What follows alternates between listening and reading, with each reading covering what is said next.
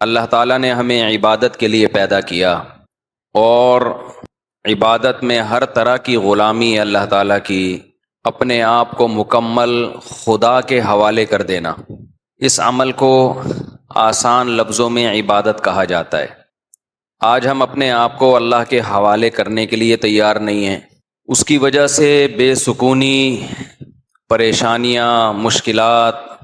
نسوا اللہ فانساہم انفسہم، یہ آیت یاد کر لیں قرآن مجید کی۔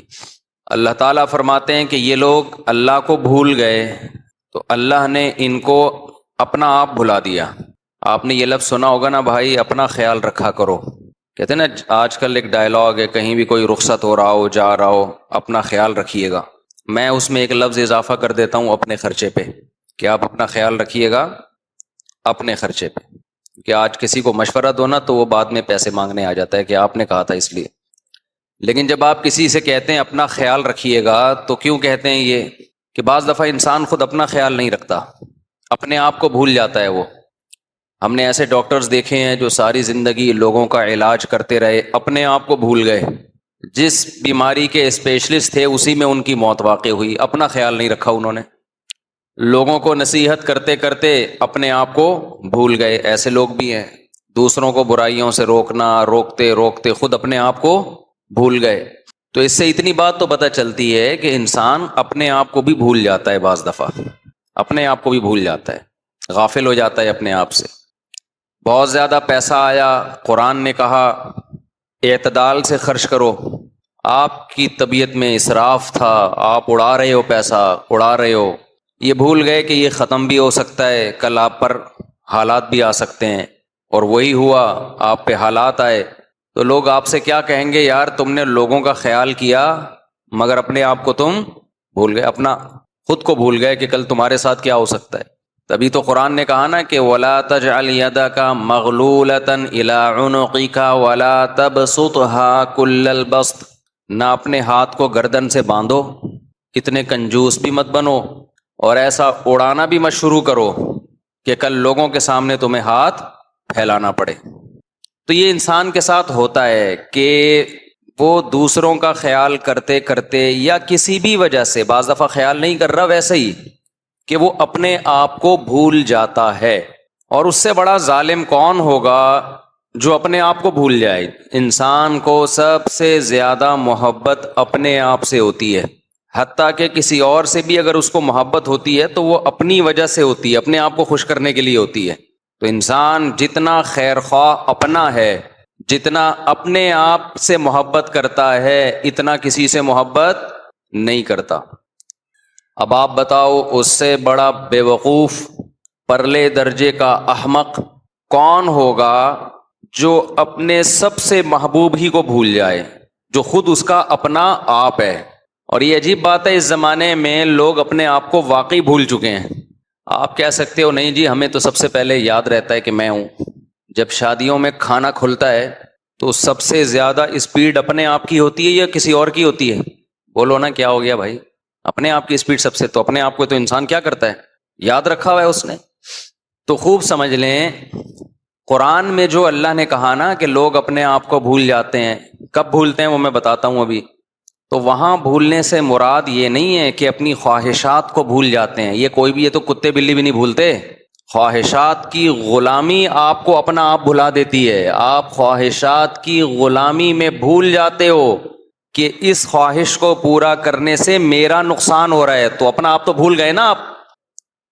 جب شادیوں میں کھانا کھلا اور سب سے زیادہ اسپیڈ آپ کی تھی، اس کا مطلب آپ اپنا نفع بھول گئے کہ اس سے میری عزت جا رہی ہے، یہ اخلاق کے خلاف ہے، اتنا کھانے سے صحت کو کوئی فائدہ، نقصان ہی ہے۔ جب آپ کھا رہے ہوتے ہیں، کھا لیا کھائے جا رہے ہیں، تو آپ اس وقت حقیقت دیکھنے میں تو آپ نے اپنے آپ کو یاد رکھا ہوا ہے، ایک نوالا بھی نہیں چھوڑ رہے آپ، لیکن حقیقت میں آپ اپنے آپ کو بھول گئے ہو۔ کیوں بھول گئے ہو؟ آپ اس کے سائیڈ ایفیکٹ پہ غور ہی نہیں کر رہے کہ یہ جو میں کھا رہا ہوں یہ مجھے قبر کی طرف لے کے جا رہا ہے۔ بات کھانے پہ آئی ہے، دو جملے آپ کی خدمت میں پیش کر کے پھر ہم آگے چلتے ہیں۔ دیکھو ہمارے نا سلام دعا ڈاکٹروں سے بھی ہے، حکیموں سے بھی ہے، علماء سے بھی ہے، ہر طبقے سے ہوتی ہے۔ اور میڈیکل سائنس میں مجھے ویسے ہی ذاتی دلچسپی ہے. یہ بات خوب اچھی طرح کھوپڑی میں بٹھا لیں کہ جو ڈاکٹر آپ کو کھانے کا مشورہ دے رہا ہے نا، وہ آپ کی صحت کے ساتھ ظلم کر رہا ہے. انسان کی صحت کم کھانے میں ہے، بھوکا رہنے میں ہے. کھانے میں ہے ہی نہیں، ساری بیماریاں کھا کے پیدا ہو رہی ہیں. چھوڑ دو کھانا پینا، دیکھو فٹ فاٹ ہو جاؤ گے. آپ کا وہ کھانا تو زندہ رہنے کے لیے ضروری ہے نا، تو زندہ رہنے کے لیے ضروری ہے میرے بھائی، زندہ رہنے کے لیے کھانا ضروری ہے. کھانے کے لیے زندہ رہے ہوئے ہم لوگ آج کل. ایک ہے زندہ رہنے کے لیے کھانا، ایک ہے کھانے کے لیے. ہمیں تو کھانا نہ ملے تو مر جائیں ہم ٹینشن سے، وہ بھوک سے نہیں مریں گے. اس کا مطلب کھانے کے لیے زندہ ہیں.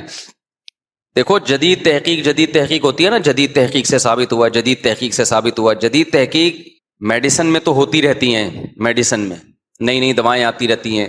پیناڈول بعد میں ایجاد ہوئی، پہلے نہیں تھی. لیکن صحت کے دو بنیادی اصول ہیں، ان میں کوئی جدید تحقیق نہیں ہوتی. مثال کے طور پر کوئی بیوقوف اٹھ کے دعویٰ کرے کہ جدید تحقیق سے یہ ثابت ہوا ہے کہ پیاس پانی سے بجھتی ہے. آپ بولو گے بھائی اپنی یہ تحقیق کسی اور کے سامنے رکھ لے جا کے.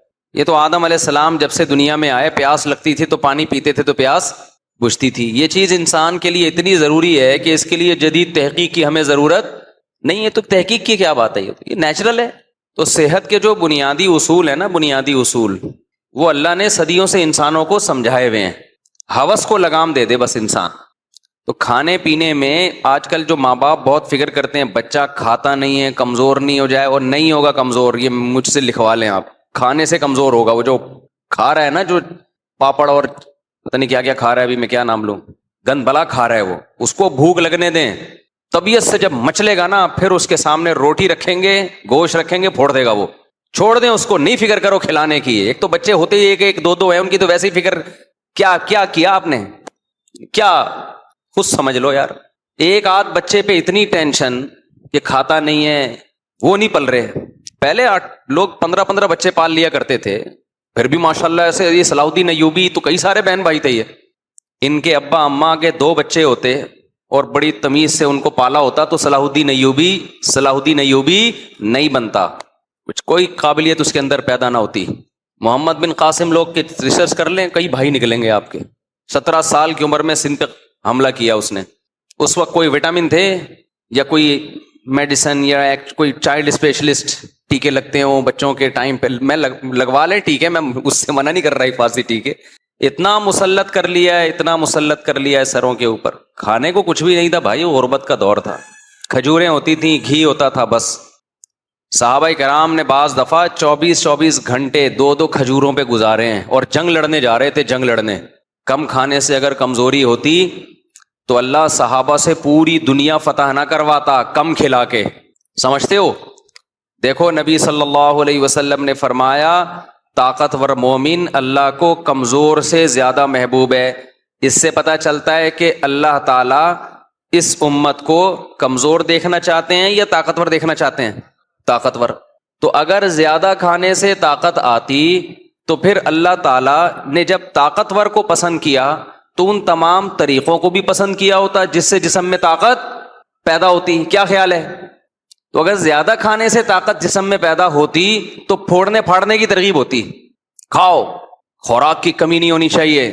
تو ہم تو دیکھ رہے ہیں کہ نبی نے فرمایا المؤمن یأکل فی معن واحد. مسلمان 1 آنت بھرتا ہے اور کافر 7 آنتیں بھرتا ہے. 7 گنا زیادہ کھاتا ہے کافر. ہونا ایسے چاہیے، ہو نہیں رہا. تو اس لیے یہ نا زیادہ نہیں ٹینشن لیا کرو بچوں کی، کھاتا نہیں ہے ہٹا دو کھانا اس کے سامنے سے. اس کا باپ بھی کھائے گا، دیکھو آپ بھوک لگے گی جب اس کو، پھر آپ اپنی مرضی کی چیز کھلاؤ گے اس کو. ابھی تو وہ اپنی مرضی سے کھاتا ہے، مجھے یہ چاہیے. جب بھوک لگے گی نا اس کو ٹائٹ طریقے سے، پھر کہے گا ابا جو بھی کھلانا ہے کھلا دے. پھر آپ اس کو دیسی گھی کھلاؤ، پھر انڈے کھلاؤ اس کو، پراٹھے کھلاؤ اس کو. کھائے گا، اس کا باپ بھی کھائے گا، آپ یعنی وہ بھی کھائے گا. تو یہ درمیان میں بات آ گئی تھی آپ کے صحت کے حوالے سے، تو ان چکروں میں زیادہ نہ پڑو. اچھا ایک اور بات، یوٹیوب پہ بھی بعض ڈاکٹرز بہت مبالغے کر رہے ہوتے ہیں بعض خوراکوں کے بارے میں. آج کل ایک کیٹو ڈائٹ آئی ہے، ڈاکٹر زیادہ جانتے ہیں اس کے بارے میں، میرا یہ ٹاپک نہیں ہے. لیکن جب بھی یوٹیوب پہ کسی ڈاکٹر کو سرچ کیا کرو، اس سے غذاؤں کا وہ سنا کرو، وہ گھاس پتے کھانے، روٹی بالکل نہیں کھانی، چاول بالکل نہیں کھانا، تو وہ کتنی ہی بہترین تحقیق پیش کر رہا ہو، کیسے ریسرچ پیپر سامنے لا رہا ہو. جب تک محلے کے ڈاکٹر سے 2-4 ڈاکٹروں سے مشورہ نہ لے لو نا، ان نسخوں پہ کبھی بھی عمل بولو مت کرو. مجھے اور آپ کو لگ رہا ہوتا ہے کہ بڑی زبردست تحقیق ہے. تحقیق ہمیشہ تحقیق کے اہل سے پوچھا جاتا ہے کہ یہ اچھی تحقیق ہے یا نہیں ہے. آج کل لوگ کیا کرتے ہیں, بعض لوگوں نے ڈاکٹروں کے پیپر شائع کرنا کہ دیکھو گورا امریکہ کا یہ ڈاکٹر یہ کہہ رہا ہے, یہ پیپر یہ سامنے. آپ کہہ رہے ہو یار یہ تو ایک ایک چیز حوالے کے ساتھ کہہ رہا ہے, تو آپ بڑے متاثر ہوتے ہو. تو آپ نے کیا کرنا ہے, وہ پیپر نکال کے پرنٹ آؤٹ اپنے محلے کے ڈاکٹر کے پاس لے جاؤ, ایک کے نہیں 2-3 کو دکھا دو کہ یہ باتیں کی جا رہی ہیں اور اس سے یہ نتیجہ نکالا جا رہا ہے, ڈاکٹر صاحب کیا یہ ٹھیک ہے؟ تو 2-4 ڈاکٹر کہہ دینا کہ ہاں ٹھیک ہے, پھر آپ اس پر عمل کریں. ادروائز یوٹیوب پہ کبھی بھی اعتماد بولو نہ کریں.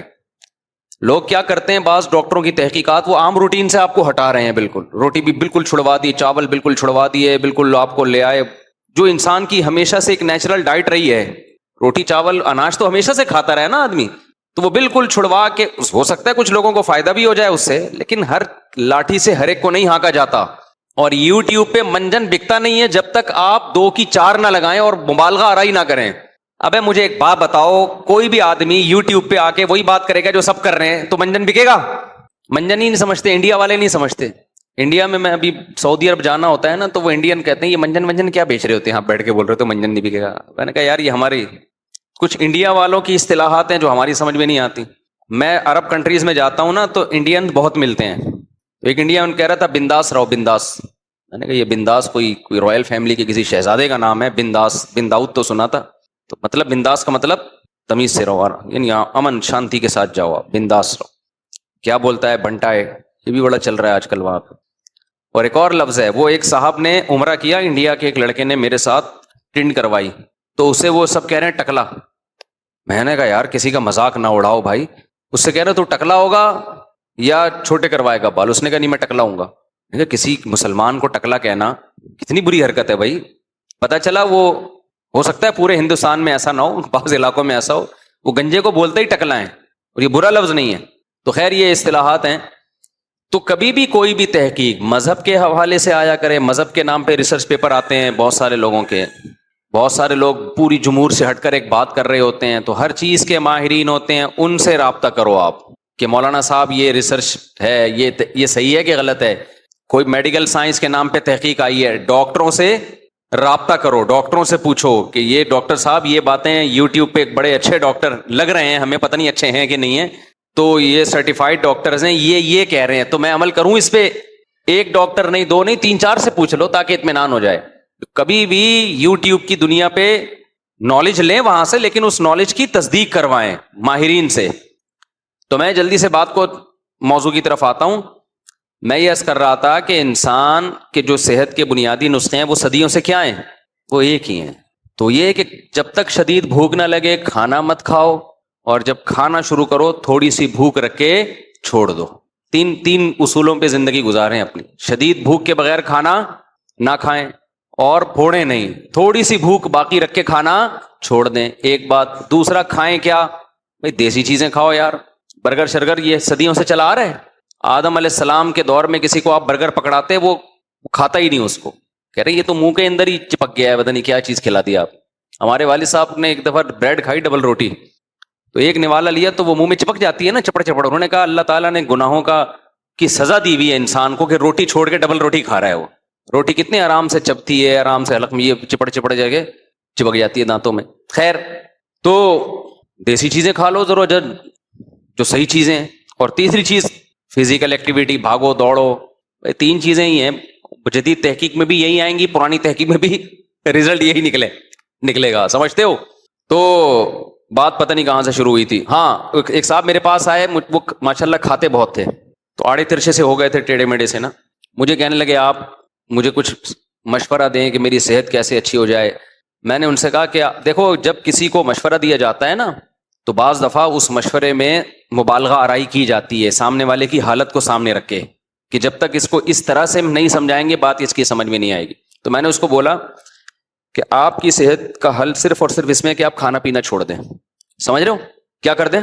کھانا پینا. کہنے کیا مطلب؟ میں نے کہا چھوڑ دو کھانا پینا, بس یہ آپ سمجھو کہ ونس اپون اے ٹائم کھانا پینا تھا, اب میں بغیر کھائے زندہ رہوں گا. مجھے پتا ہے کھانا پینا کوئی چھوڑ نہیں سکتا. مطلب یہ ہے کہ چھوڑ دو, ایک وقت آئے گا انتہائی مجبور ہو جائے گا کہ یار روٹی چاہیے, مر رہا ہوگا, تو پھر میرے مشورے پہ تھوڑی وہ تو کھائے گا, پھر اور ایسے صورت میں کھا لینا ٹھیک ہے بھائی، اتنا کوئی نیک تو نہیں ہے نا کہ میں نے مشورہ دیا کہ کھانا پینا چھوڑ دو اور وہ جب تک جبریل اس کی روح نکال کے نہ لے جائیں وہ کھائے نہیں، ایسا کہاں سے ہو سکتا ہے؟ تو میں نے کہا کہ بھائی آپ چھوڑ دو کھانا، جب بھوک سے بلبلانے لگو، تل ملانے لگو کہ اب تو کھانا ضروری ہے، مر جاؤں گا، تو اس وقت کھا لو آپ۔ تو یہ لائف اسٹائل بنا لو، انسان کے بچے بن جاؤ گے۔ ہمارے پیغمبر نے کہیں بھی ہمیں زیادہ کھانے کی ترغیب نہیں دی ہے بھائی، روزے رکھنے کی ترغیب دی ہے، روزے رکھو۔ تو خیر میں یہ عرض کر رہا تھا کہ اللہ تعالیٰ نے انسان کو، قرآن میں اللہ نے فرمایا کہ بہت سے لوگ ایسے ہیں جو اپنے آپ کو بھول جاتے ہیں۔ اچھا ایک چھوٹی سی بات کر کے میں آگے چلوں، یہ جو کم کھانے کا مسئلہ آئے گا نا، تو کم کھانے سے ہوتا یہ ہے کہ شروع میں آپ کو بہت تکلیف ہوگی اور آپ سمجھو گے میں کمزور ہو رہا ہوں، تو وہ کمزور نہیں ہو رہے ہوگے آپ، کیونکہ ہمیں عادت پڑ چکی ہے نا پھوڑنے پھاڑنے کی۔ اس عادت کی وجہ سے آپ کو ایسا محسوس ہوگا، وہ چند دن لگیں گے عادت کو مینٹین رکھنے میں، اس کے بعد فٹ فاٹ ہو جاؤ گے، سمجھتے ہو؟ اس کے بعد پھر زیادہ کھاتے ہوئے مشکلات ہوں گی، پھر زیادہ کھانے کا دل نہیں کرے گا۔ تو وہ عادت کی وجہ سے بعض چیزیں عادتاً کرتا ہے انسان، جیسے جو لوگ میٹھا زیادہ کھاتے ہیں نا، پھوڑتے پھاڑتے رہتے ہیں ہر وقت، تو ان کو کھانے کے بعد میٹھا نہ ملے، 2-3 لڈو نہ ملے، کسٹرڈ نہ ملے، وہ تو ٹینشن میں آتے ہیں۔ تو وہ باڈی کی ضرورت تھوڑی ہے، وہ تو کھوپڑی کا مسئلہ ہے، تو کھوپڑی کو عادت ہی آپ نے اتنا پھوڑنے پھاڑنے کی ڈال دی ہے۔ تو خیر، تو میں یہ عرض کر رہا تھا، قرآن کہتا ہے فَأَنسَاهُمْ أَنفُسَهُمْ، کچھ لوگ ایسے ہوتے ہیں جو اپنے آپ کو بھول جاتے ہیں، اور آج کل میجورٹی ایسی ہے جو اپنے آپ کو بھول گئی۔ میں صحت کے حوالے اس لیے دیتا ہوں کہ دین تھوڑا مشکل سے سمجھ میں آتا ہے، اس کا نقصان ہوگا آخرت میں۔ صحت کا نقصان فوراً ہے یا نہیں ہے؟ نظر آ رہا ہے، اس کے بعد بھی ہاتھ روکنے کے لیے تیار نہیں ہے۔ اس سے بڑی کیا دلیل ہوگی کہ یہ اپنا خیر خواہ نہیں ہے؟ دیکھو شوگر کا مریض لڈو کھا رہا ہو، ہم نے کئی دفعہ تجربہ کیا ہے، شوگر کے مریض لڈو کھا رہا، ہم نے کہا یار خیال کرو، اس نے کہا بے جب موت آنی ہے تو آئے گی، کچھ نہیں ہوتا۔ یہ جملہ بہت اچھا ہے بشرطے کہ دل سے کہا جائے، بشرطے کہ بولو دل سے کہا جائے، کیونکہ جب موت آنے والی ہوتی ہے پھر آغا خان بھاگتا ہے، ساری جائیدادیں بیچتے ہیں کہ کسی طرح ٹھیک ہو جاؤں میں۔ ابے بھائی تم تو پہلے کہہ رہے تھے یار موت آنی ہے تو آ جائے گی، لڈو کھانے سے کیا ہوتا ہے، تو اب کیوں ٹینشن میں آئے ہو؟ مرو، کیوں ہسپتالوں میں بھاگ رہے ہو، اڑا رہے ہو پیسہ، جائیدادیں بیچ رہے ہو؟ کوئی بات نہیں یار، مر جاؤ نا، تو 2 لڈو تم نے ہی تو کھائے ہیں نا، وہ کہیں نہ کہیں تو نکلیں گے جا کے۔ تو یہ جو جملہ ہمارے ہاں بولا جا رہا ہوتا ہے نا کہ ابے مرنا تو ایک دن ہے، یہ دل سے نہیں بولا جا رہا ہوتا، یہ صرف اس لڈو کو حلال کرنے کے لیے اس وقت بولا جا رہا ہوتا ہے کہ نفس کو اور شیطان کو مطمئن کر دوں، اس وقت پھوڑ لوں، بعد میں دیکھا جائے گا، جبکہ پتہ ہے کہ بعد میں نہیں دیکھا جائے گا، بعد میں عذاب کھڑا ہو جائے گا، ٹینشن ہوگی۔ کل ایک صاحب کا واقعہ سامنے آیا جو بڑے ینگ جوان صحت مند تھے، اچانک برین ہیمریج سے انتقال ہو گیا۔ تو میں چونکہ ان کی ہسٹری جانتا تھا، تو ایک صاحب مجھ سے پوچھنے لگے کہ یار یہ تو بڑے صحت مند تھے۔ میں نے کہا صحت مند تھے، ان کو ڈاکٹروں نے 20 دفعہ بتایا کہ آپ کا بی پی بہت ہائی رہتا ہے، ایک بلڈ پریشر مشین گھر میں رکھ لو، چیک کر لیا کرو آپ کا بی پی کیا ہے، بہت ہائی۔ وہ کئی دفعہ چیک کیا، تو ایک دفعہ چیک کیا ان کا بی پی اتنا ہائی تھا، تو مجھے کہنے لگے کہ آج کے بعد میں کبھی چیک ہی نہیں کروں گا۔ کیوں؟ چیک کرنے سے آدمی وہم میں آتا ہے۔ ابے بھائی تم وہم میں نہیں ہے، یہ سچی مچی کا بڑا ہوا ہے، اور اس کے بعد پھوڑنا پھاڑنا ان کا لگا ہوا ہے۔ جب ان کو سمجھایا جاتا کہ بھائی تھوڑا احتیاط کریں، آپ بی پی کے مریض ہیں، آپ اپنی صحت کو نہ دیکھیں، ویسے آدمی جاندار ہوتا ہے لیکن بلڈ پریشر ایک الگ خاموش قاتل ہے۔ نہیں جی، ان باتوں میں کچھ نہیں رکھا، ڈاکٹروں نے وہمی بنا دیا، اس طرح کی باتیں کرتے کرتے بالآخر فالج ہوا اور پھر انتقال ہو گیا، اللہ مغفرت فرمائے۔ تو یہ جو ہے نا جملہ جو ہم کہتے ہیں کہ یہ بھی کھا لوں یہ بھی کھا لوں، ابے جو ہونا ہوگا ہو جائے گا، یہ جملہ دل سے نہیں کہہ رہے ہوتے، کیونکہ ابھی اس کا نقصان دیکھا نہیں ہوتا۔ اس لڈو کو، رسگلے کو حلال کرنے کے لیے ایک لیبل لگا لیا جاتا ہے، یار ابھی کیا کرو، کھاؤ بس۔ پھر جب ٹینشن میں آتا ہے، فالج ہو گیا، برین ہیمریج ہو گیا، پھر دیکھو کہ دعائیں کروا رہے ہیں، یار دعا کرو ٹھیک ہو جاؤں میں۔ تو میں یہ عرض کر رہا ہوں کہ جس قوم کو اس چیز میں اپنا خیال نہیں ہے جس کا نقصان فوراً نظر آ رہا ہے، تو اس چیز میں اپنا خیال کہاں ہوگا جس کا نقصان مرنے کے بعد نظر آئے گا؟ سمجھ میں نہیں آ رہی بات؟ میرا خیال ہے آپ نماز چھوڑ دو، فوراً نقصان تھوڑی ہوگا، دنیا کا بھی نقصان ہوتا ہے لیکن وہ بھی آہستہ آہستہ، ایک دم سے تو نہیں ہو جاتا نا، لیکن وہ نقصان بھی یقینی نظر نہیں آ رہا ہوتا۔ لیکن جو یقینی نقصان ہے موت کے بعد والا، وہ تو موت کے بعد ہے نا۔ تو اس سے پتہ چلتا ہے کہ بھائی اپنا خیال نہ رکھنا، اپنے آپ کو بھول جانا، یہ بڑی ڈینجرس بیماری ہے۔ جب تک آپ کو اپنا خیال نہیں ہوگا آپ وہ نقصان جو نظر آ رہا ہے اس سے نہیں بچو گے، تو وہ نقصان جو نظر نہیں آ رہا اس سے کہاں سے بچو گے؟ نہیں آئی بات میرا خیال ہے؟ تو اس بیماری کا علاج بہت ضروری ہے، اپنا خیال نہ رکھنے والی بیماری۔ ہم سب اپنا خیال رکھتے ہیں، کیسے رکھتے ہیں؟ کہ بوٹیاں میری طرف زیادہ آ جائیں، سمجھ رہے ہو؟ جائیداد ساری مجھے مل جائے، عزت سب سے زیادہ میری ہو جائے، مشہور سب سے زیادہ میں ہو جاؤں۔ یہ آپ اپنا خیال نہیں رکھ رہے، یہ اپنا خیال نہیں رکھ رہے، آپ سمجھ رہے ہو؟ یہ خیال نہ رکھنا ہے۔ خیال رکھ رہے ہوتے تو پھر آپ یہ سوچتے کہ جس چیز بعد میں جا کے جس کے، دیکھو جو شہرت کا بھوکا ہوتا ہے نا، آپ چاہتے ہو میں مشہور ہو جاؤں، جو شہرت کا بھوکا ہوتا ہے سب سے پہلی سزا یہ ملتی ہے کہ اس کا سکون اللہ چھین لیتے ہیں۔ ہر وقت حسد، جیلسی، لوگوں سے بغض، تو یہ تو اپنا بیڑا غرق کر رہا ہے نا یہ آدمی۔ دیکھو جو آدمی چاہتا ہے ہر جگہ میری تعریف ہو، وہ ہر وقت ٹینشن میں رہے گا کہ نہیں رہے گا؟ کیونکہ دنیا میں ایسا کوئی ہے جس کی ہر جگہ تعریف ہوتی ہو؟ دنیا میں کوئی بھی نہیں ہے بھائی۔ کچھ لوگ آپ سے محبت کریں گے، کچھ آپ کی مخالفت، اور جتنی عزت اوپر جائے گی بے عزتی کا چانس بھی اتنا ہی اوپر جائے گا۔ ایک سچی مچی کی بے عزتی، ایک ویسے ہی جھوٹی موٹی کی بھی لوگ الزام لگا رہے ہوتے ہیں، وہ اور ٹینشن ہو رہی ہوتی ہے انسان کو کہ یار ایک چیز میرے اندر نہیں ہے، لوگ الزام لگا رہے ہیں میرے اوپر، اور چل جاتا ہے مارکیٹ میں۔ تو جب انسان عزت کا بھوکا، چاہت کا بھوکا، شہرت کا بھوکا، آپ ایسے لوگوں کی زندگی میں کبھی سکون بولو نہیں دیکھو۔ ان کو حسد بھی زیادہ ہوتا ہے، جیلس ہوتے ہیں۔ یہ حسد کی ایک آگ ہے نا جس میں جلتا ہے انسان، تو بتاؤ آگ میں جلنے میں سکون ہے؟ اردو میں کہتے ہیں نا حسد کی آگ میں جل رہا ہے، یہ کیوں تعبیر؟ اس لیے کہ واقعی وہ جل رہا ہوتا ہے۔ تو حسد پیدا کیوں ہوتا ہے؟ حسد اس لیے ہوتا ہے کہ بھئی یہ دوسرا مجھ سے آگے کیوں نکل گیا۔ تو اس کا مطلب آپ کو شوق ہے لوگوں میں مشہوری کا، آپ کو عزت کا شوق ہے، یہ ٹینشن آپ کو کھائی جائے گی۔ تو یہ جو اپنا خیال رکھ رہے ہیں نا کہ میں مشہور ہو جاؤں اور پیسوں کی ہوس، یہ ایسے خیال ہے کہ جیسے شوگر کے مریض کے سامنے رسگلے کا ڈبہ آیا اور وہ اپنا خیال رکھ کے سب سے زیادہ رسگلے خود کھا رہا ہے، دوسرے کو نہیں کھانے دے رہا۔ تو یہ دیکھنے میں لگے گا کہ اپنا خیال رکھ رہا ہے، حقیقت میں میرے بھائی اپنا خیال نہیں رکھ رہا ہے۔ اس کو چاہیے تھا کہ خود ایک بھی لڈو بھی نہ کھاتا اور اپنے دشمن کو پورا ڈبہ کھلا دیتا۔ بے وقوف آدمی خود پورا ڈبہ کھائے گا، دشمن کو ایک بھی نہیں رسگلہ چھوڑے گا اس کے لیے۔ عقل مند کہتا ہے یہ رسگلے تیرے لیے، میرے لیے گوشت، انڈے، سمجھتے ہو کہ نہیں سمجھتے؟ کھجوریں، 2 کھجوریں کھاؤں گا، رسگلے کے ڈبے نہیں کھاؤں گا میں۔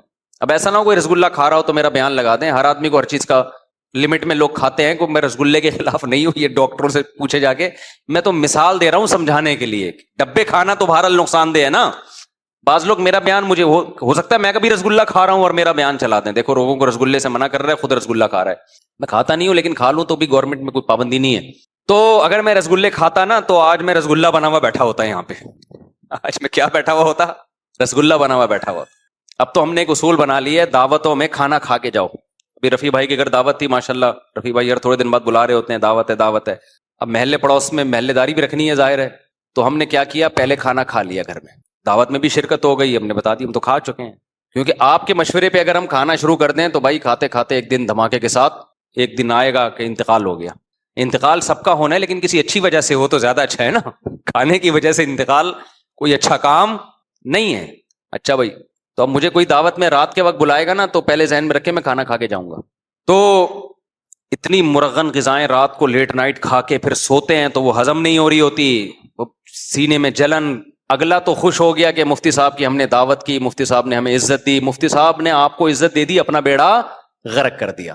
اور جب آپ ایک دن بیمار ہو کے ہسپتال میں جائیں گے نا تو جن جن لوگوں نے کھلایا ہے کوئی بھی پوچھنے کے لیے آپ کو نہیں آئے گا کہ طبیعت کیسی ہے آپ۔ کچھ لوگ تو ہیں مخلص پوچھ لیتے ہیں لیکن میجورٹی جو کھلا رہی ہے وہ پوچھنے بھی نہیں آئے گی۔ اس لیے آج کل ڈاکٹر لوگ ایک بڑی خاندانی بات کرتے ہیں کہ اپنا کھانا ٹفن میں اپنے ساتھ رکھو، لوگوں کے مشورے پہ مت کھاؤ۔ کبھی کبھار تو ٹھیک ہے لیکن جس کا زیادہ لوگوں میں اٹھنا بیٹھنا ہے لوگوں کے مشورے پر نہیں کھائے، وہ مرے گا، کوئی بھی نہیں پوچھنے آئے گا۔ اور میں ایک بات آپ سے تجربے کی بتا دوں، میں نے کھانوں کا فرق بہت دیکھا ہے۔ اب میں کھانے کے بارے میں جو ڈاکٹر لوگ کہتے ہیں نا ہائیجینک چیزیں کھاؤ، اس پر مجھے بہت یقین ہو گیا کیونکہ میرے تجربے ہو چکے ہیں بہت۔ میں آپ حیران ہوں گے، ہم یورپ جاتے ہیں نا، یورپ گئے، سعودی عرب گئے، وہاں آپ جو مرضی کھا لو بیمار نہیں ہوتا آدمی۔ ادھر ہوٹل میں ایک دن کھائے گا بیمار ہو جائے گا۔ آپ اگر نہیں ہو رہے نا بیمار تو یہ کوئی اچھی بات نہیں ہے، اس کا مطلب ہے آپ کو معذرت کے ساتھ، زیادہ میں ڈیٹیل میں نہیں جاؤں گا۔ دیکھو وہ مثال آپ کے لیے نہیں ہے، آپ کے علاوہ کے لوگوں کے لیے ایک مثال ہے۔ ایک آدمی، غلط مثال ہو جائے گی، آپ یہ نہ سمجھے کہ آپ کے بارے میں کہہ رہا ہوں ٹھیک ہے. اب اس کے علاوہ کوئی مثال آ نہیں رہی نا ذہن میں. آپ کو نہیں کہہ رہا, بالکل ایک الگ مثال دے رہا ہوں. ایک بندہ گزر رہا تھا عطر کی دکان سے. اب میں نے بندہ کر دیا اس کو, اصل میں وہ بھنگی تھا لیکن میں نے بندہ کر دیا کہ ایک انسان گزر رہا تھا وہ بھنگی, لیکن میں بھنگی کی مثال نہیں دوں گا, وہ ایک انسان گزر رہا تھا نارمل, بھنگی بھی انسان ہی ہوتا ہے بیچارہ. تو عطر کی دکان کے قریب سے گزرا, بے ہوش ہو گیا, ایک دم کیا ہو گیا, بے ہوش. لوگ کہہ رہے شان ہے یار یہاں تو کون سی کوئی گیس ہے جو جس کی وجہ سے بے ہوش ہوا, کوئی کہہ رہے مرگی ہے, کوئی کہہ رہے کیا ہے, بہت ٹینشن. اس کے بھائی کو بلایا, وہ بھی بھنگی تھا. اس کا بھائی جب آیا اس نے نا حالات کا جائزہ لیا ایسے کہ مسئلہ کیا. ایک دم جب خوشبو کی دکان نظر آئی اس نے کہا وہ یہ وجہ ہے بھائی, یہ بیچارہ 24 گھنٹے گندگی میں رہتا ہے, آج خوشبو افورڈ نہیں کر سکتا. اس نے کیا کیا, تھوڑا سی گندگی لا کے اس کی ناک کے قریب رکھی, اس کو جیسے ہی گندگی کی خوشبو آئی ٹھیک اس کے لحاظ سے ایک دم وہ بھنگی اٹھ کے بیٹھ گئی. تو اگر آپ کو گندگی سے تکلیف نہیں ہو رہی ہے, اس کا مطلب یہ نہیں کہ گھر میں صفائی ہے, اس کا مطلب میں اور آپ گندگی کے عادی ہو گئے. اگر آپ کو الٹا سیدھا گند بلا کھا کے میدا احتجاج نہیں کر رہا, اس کا مطلب میدا ڈھیٹ ہو گیا ہے. صحیح ہے.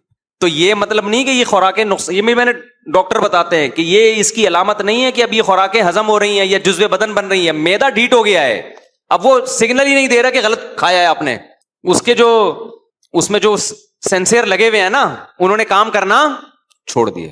اب یہ کوئی بڑی بیماری پیدا کرے گی یہ خوراک. وہ تو شکر ہے کھا کے پیٹ خراب ہو جاتا تھا, پیٹ بتا دیتا تھا غلط کھایا, اب پیٹ خراب نہیں ہو رہا. تو پیٹ خراب نہ جو گندا پانی پیتے ہیں صبح شام, ان کا گندا پانی پینے سے پیٹ خراب بولو نا نہیں ہوتا. تو کیا مطلب گندا پانی نقصان نہیں دے رہا, ان کو نقصان دے رہا ہے. پیٹ نے بتانا چھوڑ دیا کہ گند پیا ہے تو نے. اور جو صاف پانی پیتے ہیں وہ ذرا سا گندا پانی پیئیں گے ایک دم پیٹ کیا ہو جائے گا, خراب. ان کے وہ جو سینسر لگے ہوئے ہیں نا اللہ نے, وہ صحیح وہ کام کر رہے ہوتے ہیں, وہ بتا رہے ہوتے ہیں. ہم جو کراچی میں جو بیمار نہیں ہو رہے وہ بہت خطرناک مسئلہ ہے بھائی, ان کے ساتھ بہت ڈینجرس مسئلہ ہے. تو ہمیں تو جب یورپ گئے تو وہاں تو سب کچھ پھاڑ تو کچھ بھی نہیں ہوتا. ادھر آؤ 2 دن آدمی ہوٹل میں کھانا کھاتا ہے, پتہ نہیں کیا شروع ہو جاتا ہے. اس کا مطلب بھائی کوئی بہت بڑا سعودی عرب میں بھی آپ کھاؤ کچھ نہیں ہوتا, ادھر آتے ہی کھاؤ گے وہی چیز آپ کھاؤ گے, اسی کمپنی کی لے کے کھاؤ گے, آپ آتے ہی پیٹ خراب ہو جاتا ہے. اس کا مطلب بھائی کچھ گڑبڑ ہے, یہاں پہ کچھ گڑبڑ ہے. جن مسالوں کو یہاں کھایا جا رہا ہے ان مسالوں پہ باہر ملکوں میں پابندی ہے. وہاں کچھ اور کھلایا جاتا ہے, یہاں کچھ اور. کمپنیاں بھیجتی ہیں لیکن ادھر کے لیے کچھ اور ہے, یہاں کے لیے کچھ اور ہے. تو خدا کے لیے اپنی جانوں پہ رحم کرو میرے بھائی, چھوڑ دو یہ بازاری چیزیں کھانا, چھوڑ دو. دعوتوں میں اپنا کھانا ساتھ لے کے جاؤ. جتنے پیکنگ کی چیزیں آ رہی ہیں بالکل چھوڑ دو ان کو. میں تو گھر میں جب بریانی پکتی ہے گھر والوں سے پہلے پوچھتا ہوں کہ گھر کا مسالہ ہے یا ڈبے کا مسالہ ہے, بتاؤ پہلے ہمیں. ڈبے کا ہے نہیں کھائے گا, جاؤ ایسی کی تیسی. گھر کا ہوگا تو کھا لیں گے ہم, نہیں ورنہ نہیں کھائیں گے. اور ڈبے کی چیزیں نہیں کھاؤ میرے بھائی, ڈبے جیسے بن جاؤ گے. دیکھو جتنی کمپنیاں ہیں شاید کچھ اچھی بھی ہوں, ہمارے ہاں یہ بزنس ہے, یہ آپ کی صحتوں پہ محنت نہیں ہو رہی ہے, یہ بزنس ہے. بزنس میں ذائقہ ٹیسٹ گین کرنا پڑتا ہے, اس کے لیے کچھ بھی ڈال دیں وہ تو ٹیسٹ چاہیے. اور یہ جو بریانیاں یہاں بن رہی ہیں یہ ٹیسٹی بھی بہت اسی وجہ سے ہوتی ہیں, وہاں باہر میں وہ ذائقہ نہیں آتا کیونکہ وہ یہ والا مسالہ وہاں پابندی ہے. نہیں آ رہی بات سمجھ میں؟ تو اپنی جانوں پہ رحم کرو میرے بھائی. جو ان چیزوں میں اپنا خیال نہ رکھے وہ آخرت کے معاملے میں کہاں سے خیال رکھے گا, آخرت میں کہاں سے خیال رکھے گا. ہم نے بڑے بڑے علماء سے سنا ہے جو دسترخوان پہ اپنا ہاتھ نہ روک سکے نا, دسترخوان پہ ہاتھ نہ روک سکے, وہ خواہشات کا غلام ہے, وہ شریعت پر عمل نہیں کر سکتا. شریعت پہ عمل کرنا تو اور زیادہ مشکل ہے. نہیں آئی بات سمجھ میں؟ وہ تو اور مشکل ہے نا. تبھی تو اسلام نے روزے رکھوائے ہم سے, روزے. دیکھو قرآن میں یہ نہیں ہے کہ اے ایمان والو تم نماز پڑھو تاکہ تمہارے اندر خواہشات سے بچنے کا جذبہ پیدا ہو جائے. نماز کے بارے میں نہیں ہے, زکوٰۃ کے بارے میں نہیں ہے, روزے کے بارے میں ہے. تم پر روزے فرض کیے گئے تاکہ تتقون, تمہارے اندر بچنے کی صلاحیت پیدا ہو جائے. خوب اچھی طرح سمجھیں اس آیت کو. اللہ کھانا پینا چھڑوا کے ہم سے ہماری خواہشات پہ کنٹرول کرنا ہمیں سکھاتے ہیں. اس سے پتہ چلتا ہے کہ جو آدمی منہ پہ کنٹرول نہیں رکھ سکتا وہ اپنی باقی کسی خواہش پہ کنٹرول نہیں رکھ سکتا. تو اللہ نے خواہشات پہ کنٹرول رکھوانے کے لیے رمضان میں ہمیں منہ پہ کنٹرول کروا دیا کہ کھاؤ مت, نہ پیو نہ کھاؤ. تو یہ ہمارے مذہب کا حصہ ہے. یہ سمجھتے ہو کہ نہیں سمجھتے؟ کہ ایک پوسٹ بڑی خوبصورت چلی تھی کسی کی کہ لوگ یہ تو دیکھتے ہیں کہ داڑھی کا سائز کتنا ہونا چاہیے, سنت کیا ہے. پیٹ میں سنت سائز کیا ہے؟ بولو، اس کو نہیں دیکھتے. حالانکہ ایک پیٹ کا بھی ایک سنت سائز ہے. قدرت کی طرف سے کسی کا پیٹ بڑھا ہوا ہو، میں بار بار کہتا ہوں، وہ ایک الگ بات ہے، لیکن کھا کھا کے پیٹ بڑھا لینا یہ ٹھیک عمل نہیں ہے. تو کنٹرول کرو میرے بھائی. تو قرآن کیا کہتا ہے؟ کچھ لوگ دنیا میں ایسے ہیں جو اپنے آپ کو بھول جاتے ہیں، اور ہم سب اپنے آپ کو واقعی میں بھول گئے ہیں. تو یہ کون لوگ ہیں؟ اس کے بہت سارے اسباب ہیں جب آپ اپنے آپ کو بھولتے ہیں. سب سے بڑا سبب اس کا یہ ہے کہ جب آپ اللہ کو بھولتے ہیں تو پھر اپنے آپ کو بھول جاتے ہیں. نسوا اللہ فانساہم انفسہم، اللہ کہتے ہیں یہ اللہ کو بھول گئے، انہوں نے اپنی ڈکشنری سے اللہ کو نکال دیا، اللہ کو پس پش ڈال دیا. دنیا میں سب سے پہلی سزا ان کو کیا ملے گی؟ کہ اللہ انہیں ان کا اپنا آپ بھلا دے گا. ایسے ایسے یہ کام کریں گے جس سے ان کا نقصان ہوگا دنیا میں بھی آخرت میں بھی. آج تو اس کی آیت ایسے نظر آ رہی ہے نا، دنیا میں جس قوم نے اللہ کو بھلایا، من حیث القوم، وہ قوم اپنا بیڑا غرق کرنے لگی. من حیث القوم، قومی سطح پہ انہوں نے اپنے آپ کو تباہ کر دیا. غیر مسلم قوموں کی آپ ترقیاں تو دیکھ رہے ہیں، ان کی ناکامیاں نہیں دیکھ رہے کہ کن کن محاذوں پہ وہ بری طریقے سے ناکام ہیں. دیکھو ہمارے ہاں کامیابی اور ناکامی کا کرائیٹیریا یہ کہ وسائل کس کے پاس زیادہ ہیں. دیکھو کامیابی اسے نہیں کہتے، کامیابی ہے کہ وسائل کچھ بھی نہیں ہو پھر بھی کامیاب ہو آپ، اور ناکامی یہ ہے کہ وسائل کا ڈھیر لگا ہوا ہو پھر بھی آپ کیا ہو؟ ناکام. تو گورے کے وسائل کو مت دیکھو، وسائل کامیابی کے بہت ہیں مگر کامیاب نہیں ہیں. آخرت میں تو ہے ہی نہیں، دنیا میں بھی نہیں ہے. یہ غربت مہنگائی آپ یورپین اقوام پہ 4 دن کے لیے مسلط کر کے دیکھو. ہمارے ہاں کامیابی کے اسباب ہیں یا ناکامی کے؟ ہمارے کنٹری میں خاص طور پہ آج کل جو حالات چل رہے ہیں، سارے اسباب کیا ہیں؟ میڈیا پہ دیکھو، اخباروں میں دیکھو، بیڑا غرق پاکستان کا، تباہ ہو گیا، اور مہنگائی مہنگائی مہنگائی مہنگائی سنتے چلے جاؤ. کراچی میں آپ روڈوں پہ نکلو، روڈ نہیں ہے، گٹر کے ڈھکن نہیں ہے، کتے ہی کتے. کتوں کی نسل اتنی اسپیڈ سے بڑھ رہی ہے، اور جب بات کرو کہیں تو بھائی اینیمل لورز جو ہیں وہ اس کتوں کو مارنے کو پسند نہیں کرتے. اتنے کتے ہو گئے ہیں، ایسا نہ ہو کل یہ کتے ہمیں کھونٹوں سے باندھ دیں کہ ہم زیادہ ہو گئے، تم منورٹی میں آ گئے ہو، اب تم ہمیں کاٹا کرو گے. کتے ہی کتے ہر جگہ کی، کہیں بھی کوئی وہ لوگ بھی کتوں سے محبت کرتے ہیں، یورپ والے. اتنا فری تو انہوں نے نہیں کرایا بھائی، ان کے ہاں بھی ایک تمیز سے کتے ہوتے ہیں، ان کی نسل بھی تمیز سے بڑھتی ہے. ہمارے ہاں تو کتوں کی مرضی سے ان کی نسل بڑھائی جا رہی ہے. جانوروں کی نسل پہ کنٹرول انسان کرے گا، انسانوں پہ کوئی کنٹرول، انسانوں پہ، انسانوں سے اوپر کی ذات وہ اللہ ہے، وہ اس کا کام ہے. آج دنیا کیا کر رہی ہے؟ انسانوں کی نسل کو کنٹرول کرنے کی کوششیں ہو رہی ہے، جبکہ وہ انسانوں کا کام نہیں ہے، وہ انسان سے اوپر کی ذات ہے جو اللہ ہے. اور جانوروں کو اللہ نے آپ کا تابع بنایا ہے، آپ کی مرضی سے ان کی تعداد بڑھے گی، اس پہ کنٹرول کیا ہے؟ ختم. کتنے لوگ یہاں ہڈیاں توڑ کے آئے ہیں، بیان میں بیٹھے ہوتے ہیں جی ٹانگ ٹوٹی، کیسے ٹوٹی؟ بائک پہ جا رہا تھا، کتے سے ٹکرا گیا. بہت ہو رہا ہے کراچی میں، کتے نے کاٹ لیا، اور پاگل کتے نے کاٹ لیا، ٹیکے لگ رہے ہیں. مجال ہے گورنمنٹ کو کوئی ٹس سے مس ہو جائے اس بارے میں. جب بات کرو کہہ رہے ہیں باہر سے این جی اوز کی طرف سے پابندیاں ہیں، جو جانوروں کے حقوق کی تنظیمیں ان کی طرف سے کیا ہیں؟ پابندیاں ہیں. تو نسوا اللہ فانساہم انفسہم، میں کہہ رہا ہوں ہمارے پاس ناکامی کے سارے وسائل ہیں، پھر بھی خدا کی قسم اتنے ناکام نہیں ہیں، خوش ہیں. آپ کسی کو دیکھو نا بیٹھا ہوگا، مہنگائی یہ وہ، ایسے رو رہا ہوگا بیٹھ کے، 2 منٹ اخبار پڑھ کے ہوگا، وہ بھی وہ جو ٹینشن ہو رہی ہے وہ بھی کیا پڑھ کے ہوتی ہے؟ اخبار پڑھ کے یا ٹی وی دیکھ کے. جو ٹی وی نہیں دیکھ رہے، نیوز نہیں سن رہے، ان کو وہ ٹینشن بھی نہیں ہے. اور یہ بھی پورا دین نہیں ہے، پورا دین ہوتا زندگیوں میں تو جو بہت معمولی سی کچھ لوگوں کو ٹینشن ہے وہ بھی نہ ہوتی، کیونکہ صحابہ کرام کے پاس تو دنیاوی لحاظ سے اس سے زیادہ ناکامی کے اسباب تھے. 24 گھنٹے میں کھجور کھانے کو مل رہی ہے، وہاں کوئی معاشی ترقی کی بات کر سکتا تھا؟ ابے کیا ہو گیا؟ ایوب علیہ السلام کی پوری زندگی بیماریوں میں گزری. تو بتاؤ کامیابی کے اسباب ہے یا ناکامی کے؟ ناکام دنیا کے لحاظ سے. لیکن اللہ کیا کہتا ہے؟ ایوب علیہ السلام کامیاب تھے، کبھی ان کی پیشانی پہ لکیر نہیں آئی، کبھی بے صبری کا ایک جملہ ان کی زبان سے نہیں نکلا. یعقوب علیہ السلام کا چہیتا بیٹا اللہ نے دنیا میں ان سے چھین لیا، ساری زندگی اس کی یاد میں روتے رہے، پھر بھی کیا تھے؟ کامیاب.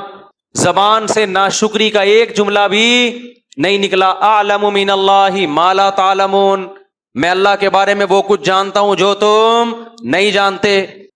کامیابی کے اسباب اور وسائل کو لوگوں نے کامیابی سمجھنا شروع کر دیا ہے. یہ ایسے جیسے آپ کے پاس منزل تک پہنچنے کا راستہ ہو، اسی راستے کو آپ منزل سمجھنا شروع کر دیں. او بھائی اس راستے پہ چل کے منزل پہ پہنچے گا تو بھی اس کو راستہ کہیں گے. سمجھتا نہیں ہے بات کو, میرا خیال ہے جب پڑھے گا نہیں رات کو تو کیسے سمجھے گا بات کو. ہم اسکول میں ہوتے تو یہ ڈائلگ بولتے تھے, ٹیچر پڑھا رہے ہوتے تھے نا بچے کی سمجھ میں, ویسے بھی نہیں کراچی میں کسی کی سمجھ میں آتا, ٹیچر پڑھا ہی نہیں رہے ہوتے تو سمجھ میں آئے گا کہاں سے, لیکن اس زمانے میں پڑھاتے تھے طلبہ کی سمجھ میں نہیں آتا تھا, اتنی ترقی نہیں ہوئی تھی, ٹھیک ہے نا, جتنی آج ہے.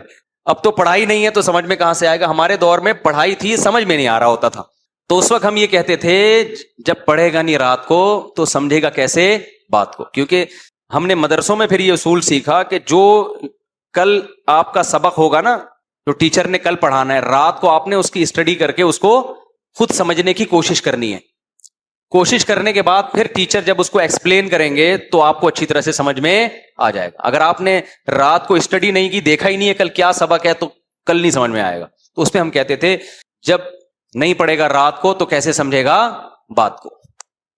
آگے پھر اسی میں شعر مکمل کر دوں, بچہ سمجھدار ہے اس لیے گھر سے باہر ہے. اس زمانے میں بچوں کو خراب کرنے کے لیے یہ جملہ, جو گھر میں ہوتا ہے وہ سمجھدار نہیں, ایسی ڈائلاگ تھے یہ.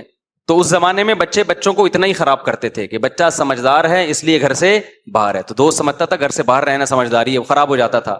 آج کل خراب کرنے کے لیے موبائل رکھے ہوئے بچوں نے, اسمارٹ فون رکھے ہوئے ہیں, وہ بچوں کو ویڈیوز لڑکیوں کی دکھا رہے ہوتے ہیں اس میں اسکولوں میں بیٹھ کے, اور آپ سمجھ رہے ہو میرا بچہ سائنٹسٹ بننے کے لیے اعلیٰ تعلیم کے لیے اسکول گیا ہوا ہے.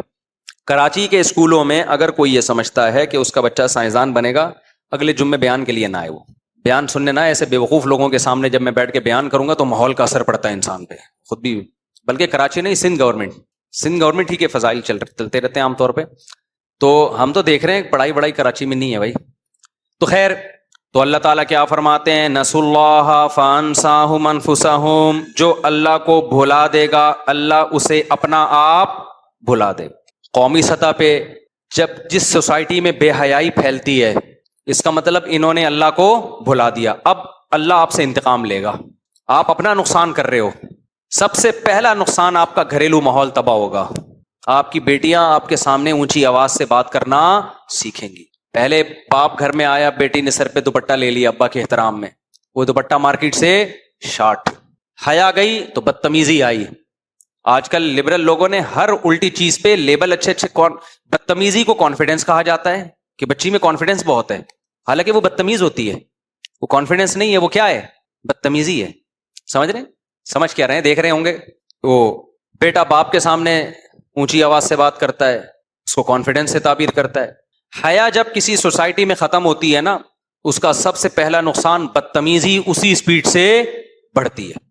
اس کا نقصان آپ کو اس وقت ہوتا ہے جب آپ کی عمر تھوڑی سی بڑھنا شروع, آپ میچور ہونا شروع ہو جاتے, اور وہ جو نائٹ کلبوں میں ناچنا اور رنگ رلیاں, یہ جب آپ کا ٹیسٹوسٹیرون لیول تھوڑا نیچے آتا ہے نا, تو یہ مستیاں بھی آہستہ آہستہ, بولو, یہ مردانہ ہارمونز ہوتے ہیں نا ٹیسٹوسٹیرون جو ہیں, تو جیسے جیسے عمر بڑھتی ہے یہ لیول کیا ہوتا ہے, تو مستیوں کا شوق بھی کیا ہوتا ہے, کم ہوتا ہے, اور پھر بدتمیزی بہت زیادہ بری لگنا شروع ہو جاتی ہے, آپ میچور ہو جاتے ہیں.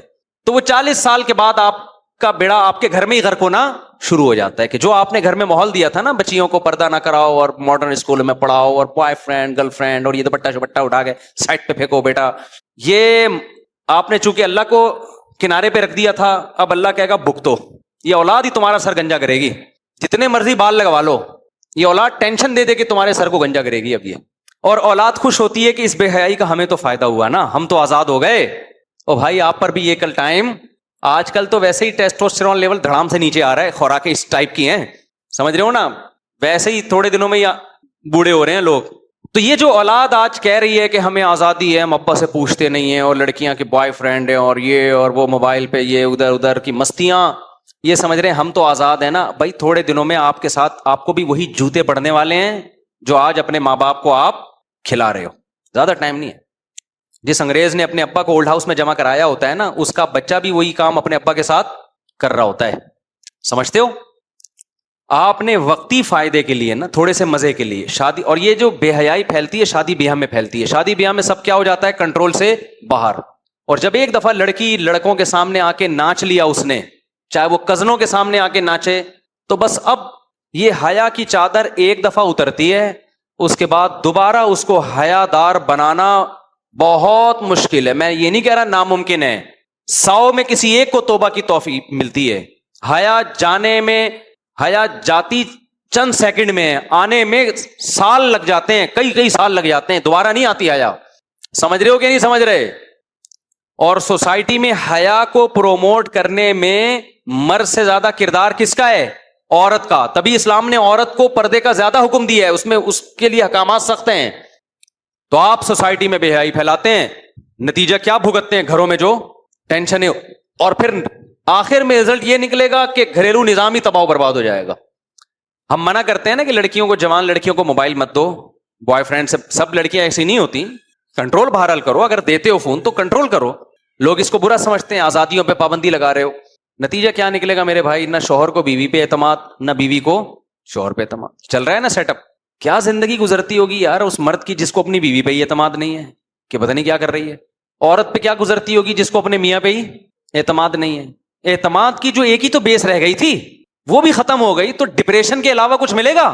اور یہ وہ ڈپریشن ہے جس میں 99% گورے مبتلا ہیں. سمجھتے ہو؟ تبھی وہ شادیاں نہیں کرتے کہ یار کچھ پتہ نہیں ہے بھائی, کوئی وفادار ملے کہ نہ ملے. عورت کرتی نہیں, اس کو پتہ ہے یہ کون سا کوئی نیک ہوگا. اس کا حل انہوں نے یہ سوچا کہ براڈ مائنڈڈ بنا دو سب کو, سب سیٹ ہے. تو یہ براڈ مائنڈڈ بننے کی کوشش تو کرتا ہے, لیکن جو چیز نیچر کے خلاف ہوتی ہے نا, نیچر اس کو ایکسیپٹ نہیں کرتی. بیوی کے بارے میں انسان کی نیچر نہیں ایکسیپٹ کرتی کہ اس کا کسی سے تعلق ہو. یہ نیچر نہیں ہے, چاہے وہ کافر ہی کیوں نہ ہو, وہ جائے گا ٹینشن میں. تو اللہ انتقام لے رہا ہے کہ نہیں لے رہا؟ تو بے حیائی کو کنٹرول کرو, آپ کا فائدہ ہے میرے بھائی, آپ کا فائدہ ہے. ٹی وی پہ کنٹرول کرو, آپ کا فائدہ ہے. کل یہ گھر آپ کے لیے جنت بنے گا. میں بار بار کہتا ہوں اپنی مستورات کو تبلیغ میں لے کے جاؤ. آج ہم اس سے تو پریشان ہوتے ہیں, گھر میں ٹی وی چل رہا ہے, بیگم خراب ہو رہی ہے, ڈرامے دیکھ دیکھ کے. ڈراموں میں دکھاتے کیا ہیں؟ اور شوہر کے سامنے اونچی آواز سے بات کرنا, چیخنا, چلانا. ساسوں واسے تو مارکیٹ سے ان کا تو کوئی حق اب رہا ہے ہی نہیں ہے. تو گھر کے بڑے, گھر ان کا احترام سب ختم. تو وہ ایک ماحول ایک دکھایا جائے گا, لوگ پریشان ہوتے ہیں یار یہ گھر میں ہو رہا ہے. تو بھائی اگر اللہ ایک بری چیز ہے تو اس کا آلٹرنیٹ بھی تو اللہ نے پیدا کیا ہے نا. ماحول سے خراب ہو رہی ہے نا گھر کی عورت. دیکھو گھر کس سے بنتا ہے؟ مرد سے بنتا ہے, عورت سے بنتا ہے؟ عورت سے بنتا ہے نا, زیادہ تو اس کا کردار ہے. تو بھائی میں کہتا ہوں یار تبلیغ میں لے جاؤ, وہاں کیا ماحول ملے گا؟ اچھا ماحول ملے گا. اس کے لیے ٹائم بولو نہیں, اس کے لیے ٹائم نہیں. آپ گھر کی مستورات کو لے جاؤ تبلیغ میں, ذرا ٹائم لگواؤ, پھر دیکھو ان کے اندر تبدیلی کتنی آئے گی. آہستہ آہستہ موبائل کی جگہ نا دعاؤں کی کتاب آنا شروع ہو جائے گی ہاتھ میں. جو تبلیغ میں اپنی مستورات کو لے کے جاتے ہیں کیسے پلٹتا ہے ماحول. ورنہ سارا دن وہ فیشن والی لڑکیوں کو دیکھ دیکھ کے بس ان کا ہدف ہی یہ بن جاتا ہے, بال ایسے ہونے چاہیے اور کپڑے ایسے ہونے چاہیے, اور بس سارا دن کوئی کام ہی نہیں ہے. تو نسوا اللہ فانساہم انفسہم. جو مرد بے حیائی کی طرف جاتا ہے وہ اپنے آپ کو خوش کرنے کے لیے پسے پشت کس کو ڈال رہا ہے؟ اللہ کو. حقیقت میں وہ اپنا نقصان کر رہا ہے. میں بار بار ایک بات کہتا ہوں, جو نوجوان بالغ ہونے کے بعد گناہوں میں برائیوں میں لگ جاتے ہیں, سب سے بڑا نقصان دنیا میں یہ ہوتا ہے, اللہ نکاح کی لذت سے محروم کر دیتا ہے ان کو. سب سے بڑا نقصان یہ ہوتا ہے جب نکاح کی لذت سے محروم, تو بیوی سے جو محبت ہونی چاہیے وہ ان کو نہیں ہوتی. اتنا کچھ گند دیکھ لیا ہوتا ہے, اتنا گند میں منہ مار دیا ہوتا ہے, گھریلو لائف اب ان کی بہت زیادہ ڈسٹرب ہوتی ہے. جیسا اللہ دیکھنا چاہتے ہیں ریلیشن کو, ایسا ریلیشن بنتا نہیں ہے, اور اس سے بے سکونی میں جاتا ہے انسان. بتاؤ مجھے, جو انٹرنیٹ پہ روزانہ تصویریں بدل بدل کے لڑکیوں کو دیکھ رہا ہے, اس کو اپنی گھر کی بیوی اچھی لگے گی؟ بولو نا. جس کے سامنے روزانہ کبھی مرغی, کبھی پلاؤ, کبھی بریانی آ رہی ہو, اس کو تو گھر کا قورمہ اچھا نہیں لگتا تھوڑے دنوں کے بعد. دال تو دور کی بات ہے, دال کہاں سے اچھی لگے گی؟ تو اللہ میاں نے جو آپ کو حکم دیا نظر کی حفاظت کرو, اس سے آپ کا فائدہ ہے. آپ سمجھ رہے ہو میں فحش چیزیں دیکھوں گا مجھے لذت ملے گی؟ بھائی یہ وقتی لذت ہے, اس سے تو دائمی لذت سے محروم ہو رہا ہے. لوط علیہ السلام کی قوم لڑکوں سے بدفعلی کرتی تھی. لوط علیہ السلام نے کیا کہا کہ نکاح کرو عورت سے, تو انہوں نے کیا کہا ہمیں عورت میں دلچسپی نہیں ہے. کیا مطلب؟ عورت میں لذت اللہ نے کیا کر دی ان کے لیے؟ ختم. تو یہ نعمت ہے یا عذاب ہے؟ یہ تو عذاب ہے نا. تو بے حیائی کی طرف جو شخص جاتا ہے, دن رات لڑکیوں سے بات کرنا, لڑکیوں سے چیٹنگ کرنا, انٹرنیٹ پہ فحش چیزیں دیکھنا, گھر کی لذت سے اللہ اس کو محروم کر دیتے ہیں. یہی حال ان لوگوں کا ہوتا ہے جو اپنے ہاتھ سے اپنی خواہش پوری کرتے ہیں. میڈیکلی تو ڈاکٹر کہہ رہے ہیں کچھ بھی نہیں ہو رہا, میڈیکلی مینٹلی بیڑا غرق ہو رہا ہے اس کا. فطرت نے جو خواہش آپ کے اندر رکھی ہے اس سے فطرت کچھ کام لینا چاہتی ہے. اللہ میاں نے آپ میں جو عورت کی خواہش رکھی ہے اس سے کام لینا چاہتی ہے, تاکہ میاں بیوی میں محبت ہو, آگے نسل بڑھے, سکون ملے آپ کو. وہاں پہ آپ نے اس کو ڈسٹرب کر دیا تو نسوا اللہ فانساہم انفسہم. اللہ کہتے ہیں میں دنیا میں انتقام لوں گا. دنیا میں سزا دوں گا میں, آخرت تو بعد میں ہے, آخرت کی تو سزا بہت سخت ہے, اللہ ہم سب کو بچائے اس سے. تو ہر برائی کا میرے بھائی, جس برائی کے پیچھے بھی جاؤ گے نا خدا کو پس پش ڈال کے, وقتی فائدہ ہے, اس کے سائیڈ افیکٹ ان فائدوں سے زیادہ ہے. شراب کو دیکھ لو نا, شراب, بس یہ بات کر کے میں بیان ختم کرتا ہوں. شراب جب حرام ہوئی ہے تو مشرکین نے کہا اس کے تو بڑے فائدے ہیں, ہم جب پیتے ہیں سکون ملتا ہے, ڈپریشن ختم ہوتی ہے. تو قرآن نے کیا کہا, اس کا گناہ اس کے فائدوں سے زیادہ ہے. یہ وقتی ہے نا فائدہ, یہ وقتی فائدہ ہو رہا ہے کہ آپ کو ایک ڈپریشن ختم, اصل میں ڈپریشن پیدا ہو رہی ہے اس سے. جو شراب پی کے ڈپریشن ختم ہو رہی ہے, تو میرے بھائی تجھے پیدا اس لیے ہوئی تھی کہ تو پیتا ہے, لہذا تجھے اس کو ختم کرنے کے لیے پینا پڑا, شراب کو پینا پڑا. جو نہیں پیتے ان کو ڈپریشن ہوتی نہیں ہے. کچھ دن پہلے کافی کے مریض آئے میرے پاس نا, کہہ رہے میں جب ٹینشن میں آتا ہوں کافی پیتا ہوں اور ریلیکس ہو جاتا ہوں. میں نے کہا آپ کو ٹینشن ہو اس لیے رہی کہ آپ کافی پیتے ہیں, ہمیں تو نہیں. میں نے کہا ہوتی ٹینشن, میں تو کبھی نہیں کافی پیتا, ہمیں تو نہیں ہوتی. بھائی لت ڈال دی ایک چیز کی تم نے کافی پی کے, آپ کا جو دماغ کو نیچرل طریقے سے سکون ملنا تھا وہ ملتا, دماغ مانگ رہا ہوتا ہے کافی پلائے گا تو ٹینشن ختم کروں گا, ورنہ وہ تو پیتا رہا بیٹھ کے تو. اور یہ جتنی نشے کی چیزیں ہیں, نشے سے میری مراد جن کی عادت پڑتی ہے, ان کی کوانٹٹی آپ کو بڑھانی پڑتی ہے. 24 گھنٹے میں 2 کپ پی رہے ہو, تھوڑے دنوں میں وہ 2 کپ برابر ہو جائیں گے, 3 پہ آنا پڑے گا. ٹھیک ہے, تو میں نے کہا سو جائے گا, اٹھ جائے گا, یہ ٹینشن کے لیے ایک اور شادی کر لیں. وہ نیچرل ٹینشن ہے. نیچرل ٹینشنیں جو ہوتی ہے نا, ان میں ٹینشن تو ہوتی ہے, لیکن وہ ٹینشن کے بدلے میں جو سکون ملتا ہے وہ اس ٹینشن پہ غالب آ جاتا ہے. اس کی مثال ہے جیسے کھانا کھانے سے ٹینشن ہوتی ہے, کھاؤ گے تو نیند آئے گی, قضائے حاجت کے لیے بھی جاؤ گے, لیکن یہ ٹینشن میرے بھائی نہ کھانے سے کیا ہے, کیا خیال ہے, جو نہیں کھانے سے ہوگی وہ تو مسلسل ڈیمیج کرتی رہے گی نا. بھوکا رہنا ہے, لیکن یہ تو نہیں کہ ساری زندگی بھوکا ہی رہو, ایک وقت میں تو کھانا ہی پڑے گا نا جا کے. وہ آ گئی, پھر اس پہ بھی بات اب کیا کریں, آج بیان ہونا تھا. تو نسوا اللہ فانساہم انفسہم, خوب سمجھ لیں جو برائی کر رہے ہیں, گناہ کر رہے ہیں, یہ سوچ کے کہ ہمیں سکون ملے گا, یہ دماغ سے نکال دو کہ تمہیں سکون ملے گا. سکون گیا تیل لینے. سکون صرف اسی کو ملتا ہے جو اپنی خواہشات پہ کنٹرول کر لے, اپنے آپ کو وقتی طور پہ بے سکون کر لے. اللہ کی خاطر, اللہ کی خاطر اپنے آپ کو بے سکون کر لو. سکون ہی سکون تمہارے مقدر میں اللہ تمہاری جھولیوں میں لا کے ڈال دے گا. میں نے کسی اللہ والے بزرگ کو پریشانیوں میں نہیں دیکھا, حالانکہ پریشانیوں کے 20 اسباب ان کے پاس ہوتے ہیں, مگر پھر بھی اللہ نے ان کو ایک خاص قسم کا سکون عطا کیا ہوتا ہے. وہ سکون کس بات کا ہے کہ اللہ ہم سے خوش ہے, اور نیچر پہ چلنے کا جو سکون ہے وہ اللہ ان کو عطا فرماتے ہیں. تو آج جو ہے نا اللہ کو بالکل پسے پش ڈال دی ہے, بالکل پسے پش. کہ کوئی بتاؤ لوگوں کو کہ بھائی یہ شریعت میں حرام ہے, ابے بھائی یہ پرانے زمانے کی باتیں. خاص طور پہ شادی بیاہ میں دیکھو کیسے آزاد ہو جاتے ہیں یار. پہلے زمانے میں طوائفوں کے ناچ دیکھنے کے لیے لوگ جایا کرتے تھے کوٹھوں پہ, اب یوٹیوب نے ایسی بے حیائی پھیلا دی ہے, ہر شادی بیاہ میں لڑکے لڑکیاں ڈانس کر رہے ہیں, چینل پہ اپنی ویڈیوز ڈال رہے ہیں اور اس کو پروموٹ کر رہے ہیں کہ جو نہیں بھی ناچ رہے ہمیں دیکھ کے وہ بھی کیا کریں, ناچیں. تو ناچ لو میرے بھائی, تھوڑا سا انجوائے کر لو. شادی بیاہ کی 2 گھنٹے کی تقریب ہوتی ہے, ناچ گانے کی بڑا مزہ آتا ہے اس میں. اس کے بعد جو بے سکونی کے کانٹے اللہ تمہیں چبوئے گا نا کہ تم نے خدا کو ناراض کیا, اور ان گھروں میں ڈپریشن, خودکشیاں, اور جو برین ہیمریج سے ان کی ایک ٹینشن سے جو برین ہیمریج ہوتا ہے ان لوگوں کو, اور جو لٹک رہے ہیں وہ پھر یہ ٹینشنیں بھی انہی کے گھر میں, انہی جہاں خوشیاں ہیں کل غم جا کے دیکھا کرو ان لوگوں کے کیا ہوتے ہیں. تو اللہ ہمیں ہدایت دے, اپنے گھروں کے خوبصورت ماحول کو میرے بھائی اس بے حیائی کے ذریعے تباہ و برباد مت کرو. اللہ سمجھنے کی عمل کی توفیق عطا فرمائے. وما علینا الا البلاغ. بھائی سوال پوچھا ہے کہ شادی ہال میں شادی کرنا جائز ہے. والدہ کا کہنا ہے کہ والد کا کہنا ہے کہ یہ تو ایک رواج ہے, والدہ کا کہنا ہے کہ گھر میں جگہ ہی نہیں, تو کیا کریں؟ معاذ بچہ, یہ کیسا نام ہے بھائی؟ دیکھو شادی ہال میں بھی جائز ہے, گھر میں بھی جائز ہے. مہمان زیادہ ہیں, گھر میں جگہ نہیں ہے, تو شادی ہال میں کر لو. اور اگر مہمان ہی کم بلاؤ کہ خرچہ کم ہو تو بھی ٹھیک ہے. تو یہ کوئی ایشو نہیں ہے کہ شادی ہال میں کرنا ہے یا گھر میں کرنا ہے. اصل ہی بے حیائی نہ ہو, چاہے گھر میں ہو یا شادی ہال میں ہو, پارٹیشن ہو, خواتین الگ مرد الگ. دوسری بات یہ ہے کہ بارات میں نہیں بلانا چاہیے لوگوں کو. باراتوں کی دعوتیں یہ ہندوانہ کلچر ہے, ولیمے کی دعوت ہے اسلام میں. بارات کا کوئی لفظ ہی نہیں ہے عربی زبان میں. تو یہ جو باراتوں کے کھانے ہو گئے نا, باراتوں کی دعوتیں شادی ہال میں ہو یا گھر میں, یہ شریعت کے مزاج کے خلاف ہے. یہ چیز اس کو پروموٹ نہیں کرنا چاہیے. جب بچی کی یا بہن کی یا گھر میں کسی بھی خاتون کی شادی ہو تو نکاح مسجد میں پڑھوا لیں.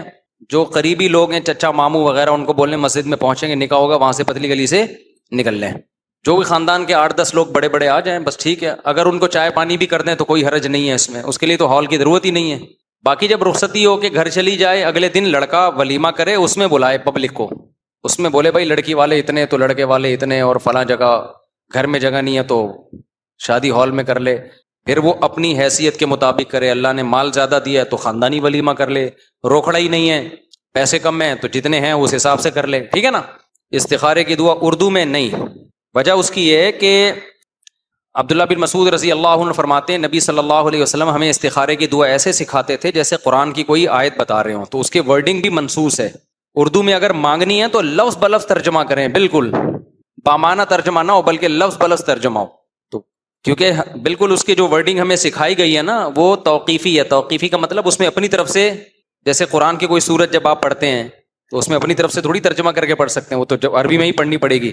تو کچھ دعائیں ایسی ہیں جو آپ اپنی زبان میں مانگ سکتے ہیں، کچھ دعائیں ایسی ہیں کہ جب تک وہ انہی الفاظ کے ساتھ نہیں مانگی جائیں گی تو اس پر جو فضیلت ہے وہ مرتب نہیں ہوگی۔ تو استخارے کی دعا بھی ایسا ہی ہے۔ ہاں یہ ضرور ہے کہ آپ کو اگر وہ عربی والی دعا یاد نہیں ہے تو آپ اس کا مفہوم پھر اردو میں کہہ دیں، تو اللہ سے امید کی جا سکتی ہے۔ اللہ تو پابند نہیں ہے نا کہ وہ لازمی اسی پہ، نہیں آتی دعا تو ایک الگ بات ہے، لیکن اس دعا کو یاد کر لیں، سیکھ لیں وہ دعا۔ ہاں ترجمہ لفظ بلفظ ترجمہ پڑھیں، پھر اگر وہ دعا نہیں آتی ہے نا لفظ بلفظ ترجمہ اس کو۔ مفتی صاحب کیا نبی سے مدد مانگنا شرک ہے؟ کن عقائد کے ساتھ مانگنا شرک ہے؟ وضاحت فرما دیں۔ ما فوق الاسباب مدد جب بھی کسی سے مانگی جائے گی تو یہ عمل شرک کہلائے گا، چاہے فرشتے سے مانگے، نبی سے مانگے، قبر سے مانگے، پتھر سے مانگے، برابر ہے۔ ما فوق الاسباب مدد کسے کہتے ہیں؟ ایک مدد وہ ہوتی ہے جو اسباب کے تحت ہوتی ہے، جس کی کوئی لاجک ہوتی ہے۔ آپ پولیس سے مدد مانگتے ہیں تو کیا مطلب؟ پولیس کو کال کریں گے آپ، پھر پولیس موبائل کے ذریعے آئے گی، چور کو پکڑنے کی کوشش کرے گی۔ یہ اسباب سے ہٹ کے نہیں ہے، یہ وہ اسباب ہیں جو دنیا میں اللہ نے کسی بھی کام کے لیے رکھے ہیں۔ مجھے پانی چاہیے، میں مدد طلب کرتا ہوں، میرا ہاتھ کولر تک نہیں پہنچ رہا، میں آپ سے مدد مانگتا ہوں، پلیز ہیلپ می۔ آپ ٹانگوں سے اٹھ کے جاؤ گے اور گلاس میں پانی نکال کے مجھے لا کے دے دو گے۔ یہ مدد وہ ہے جو اسباب کے تحت ہے، یہ شرک نہیں ہے۔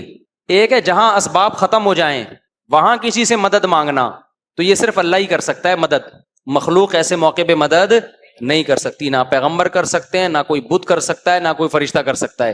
اب یہیں بیٹھے بیٹھے کوئی نبی سے مدد مانگتا ہے کہ یا رسول اللہ آپ مجھے اولاد دے دیں، تو یہ اسباب کے تحت ہے یا اسباب سے ہٹ کے ہے؟ اسباب سے ہٹ کے، یہ مدد شرک ہے۔ تو خوب سمجھ لو، شرک میں یہ نہیں دیکھا جاتا کہ کس سے مدد مانگی جا رہی ہے، کہ پیغمبر سے مانگی جا رہی ہے یہ بتوں سے، یہ دیکھا جاتا ہے اللہ کے علاوہ مانگی جا رہی ہے تو جس سے بھی مانگو گے کافر ہو جاؤ گے۔ سمجھتے ہو کہ نہیں سمجھتے؟ مدد صرف اللہ سے مانگی جائے گی، جو اسباب سے ہٹ کے مدد کی بات ہے وہ صرف اللہ سے، اللہ کے علاوہ کسی سے بھی نہیں مانگی جائے گی۔ تو کافر ہے، مرتد ہو جائے گا وہ آدمی اگر اللہ کے علاوہ کسی سے مدد مانگتا ہے۔ نبی کی قبر پہ جا کے بھی یہ دعا کرنا کہ میری یہ بگڑی بنا دیں، میرے حالات درست کر دیں، اس سے بھی کافر ہو جاتا ہے انسان۔ سمجھتے ہو؟ کیونکہ نبی صلی اللہ علیہ وسلم تو اپنی قبر میں موجود ہیں، تو وہ کیسے آپ کی مدد کریں گے بھائی؟ تو اللہ نے اختیارات نہیں دیے، سارے اختیارات اللہ نے اپنے پاس رکھے ہیں۔ ایسا شخص دوبارہ اسلام ایسے قبول کرے گا کہ وہ کلمہ دوبارہ پڑھے گا اور وہ یہ اقرار کرے گا کہ میں اللہ کے سوا کسی سے مدد مانگنے کو ناجائز سمجھتا ہوں، حرام سمجھتا ہوں، اے اللہ جو مجھ سے جرم ہوا میں اس سے توبہ کرتا ہوں۔ ہاں زبان سے اقرار کرنا ضروری ہے۔ اس ہفتے ایک خوشخبری ہے کہ وفاقی شرعی عدالت ٹرانسجینڈر بل کو مسترد کر دیا ہے وفاقی شرعی عدالت نے، اور یہ کہا ہے کہ کوئی شخص اپنی مرضی سے جنس تبدیل نہیں کرا سکتا۔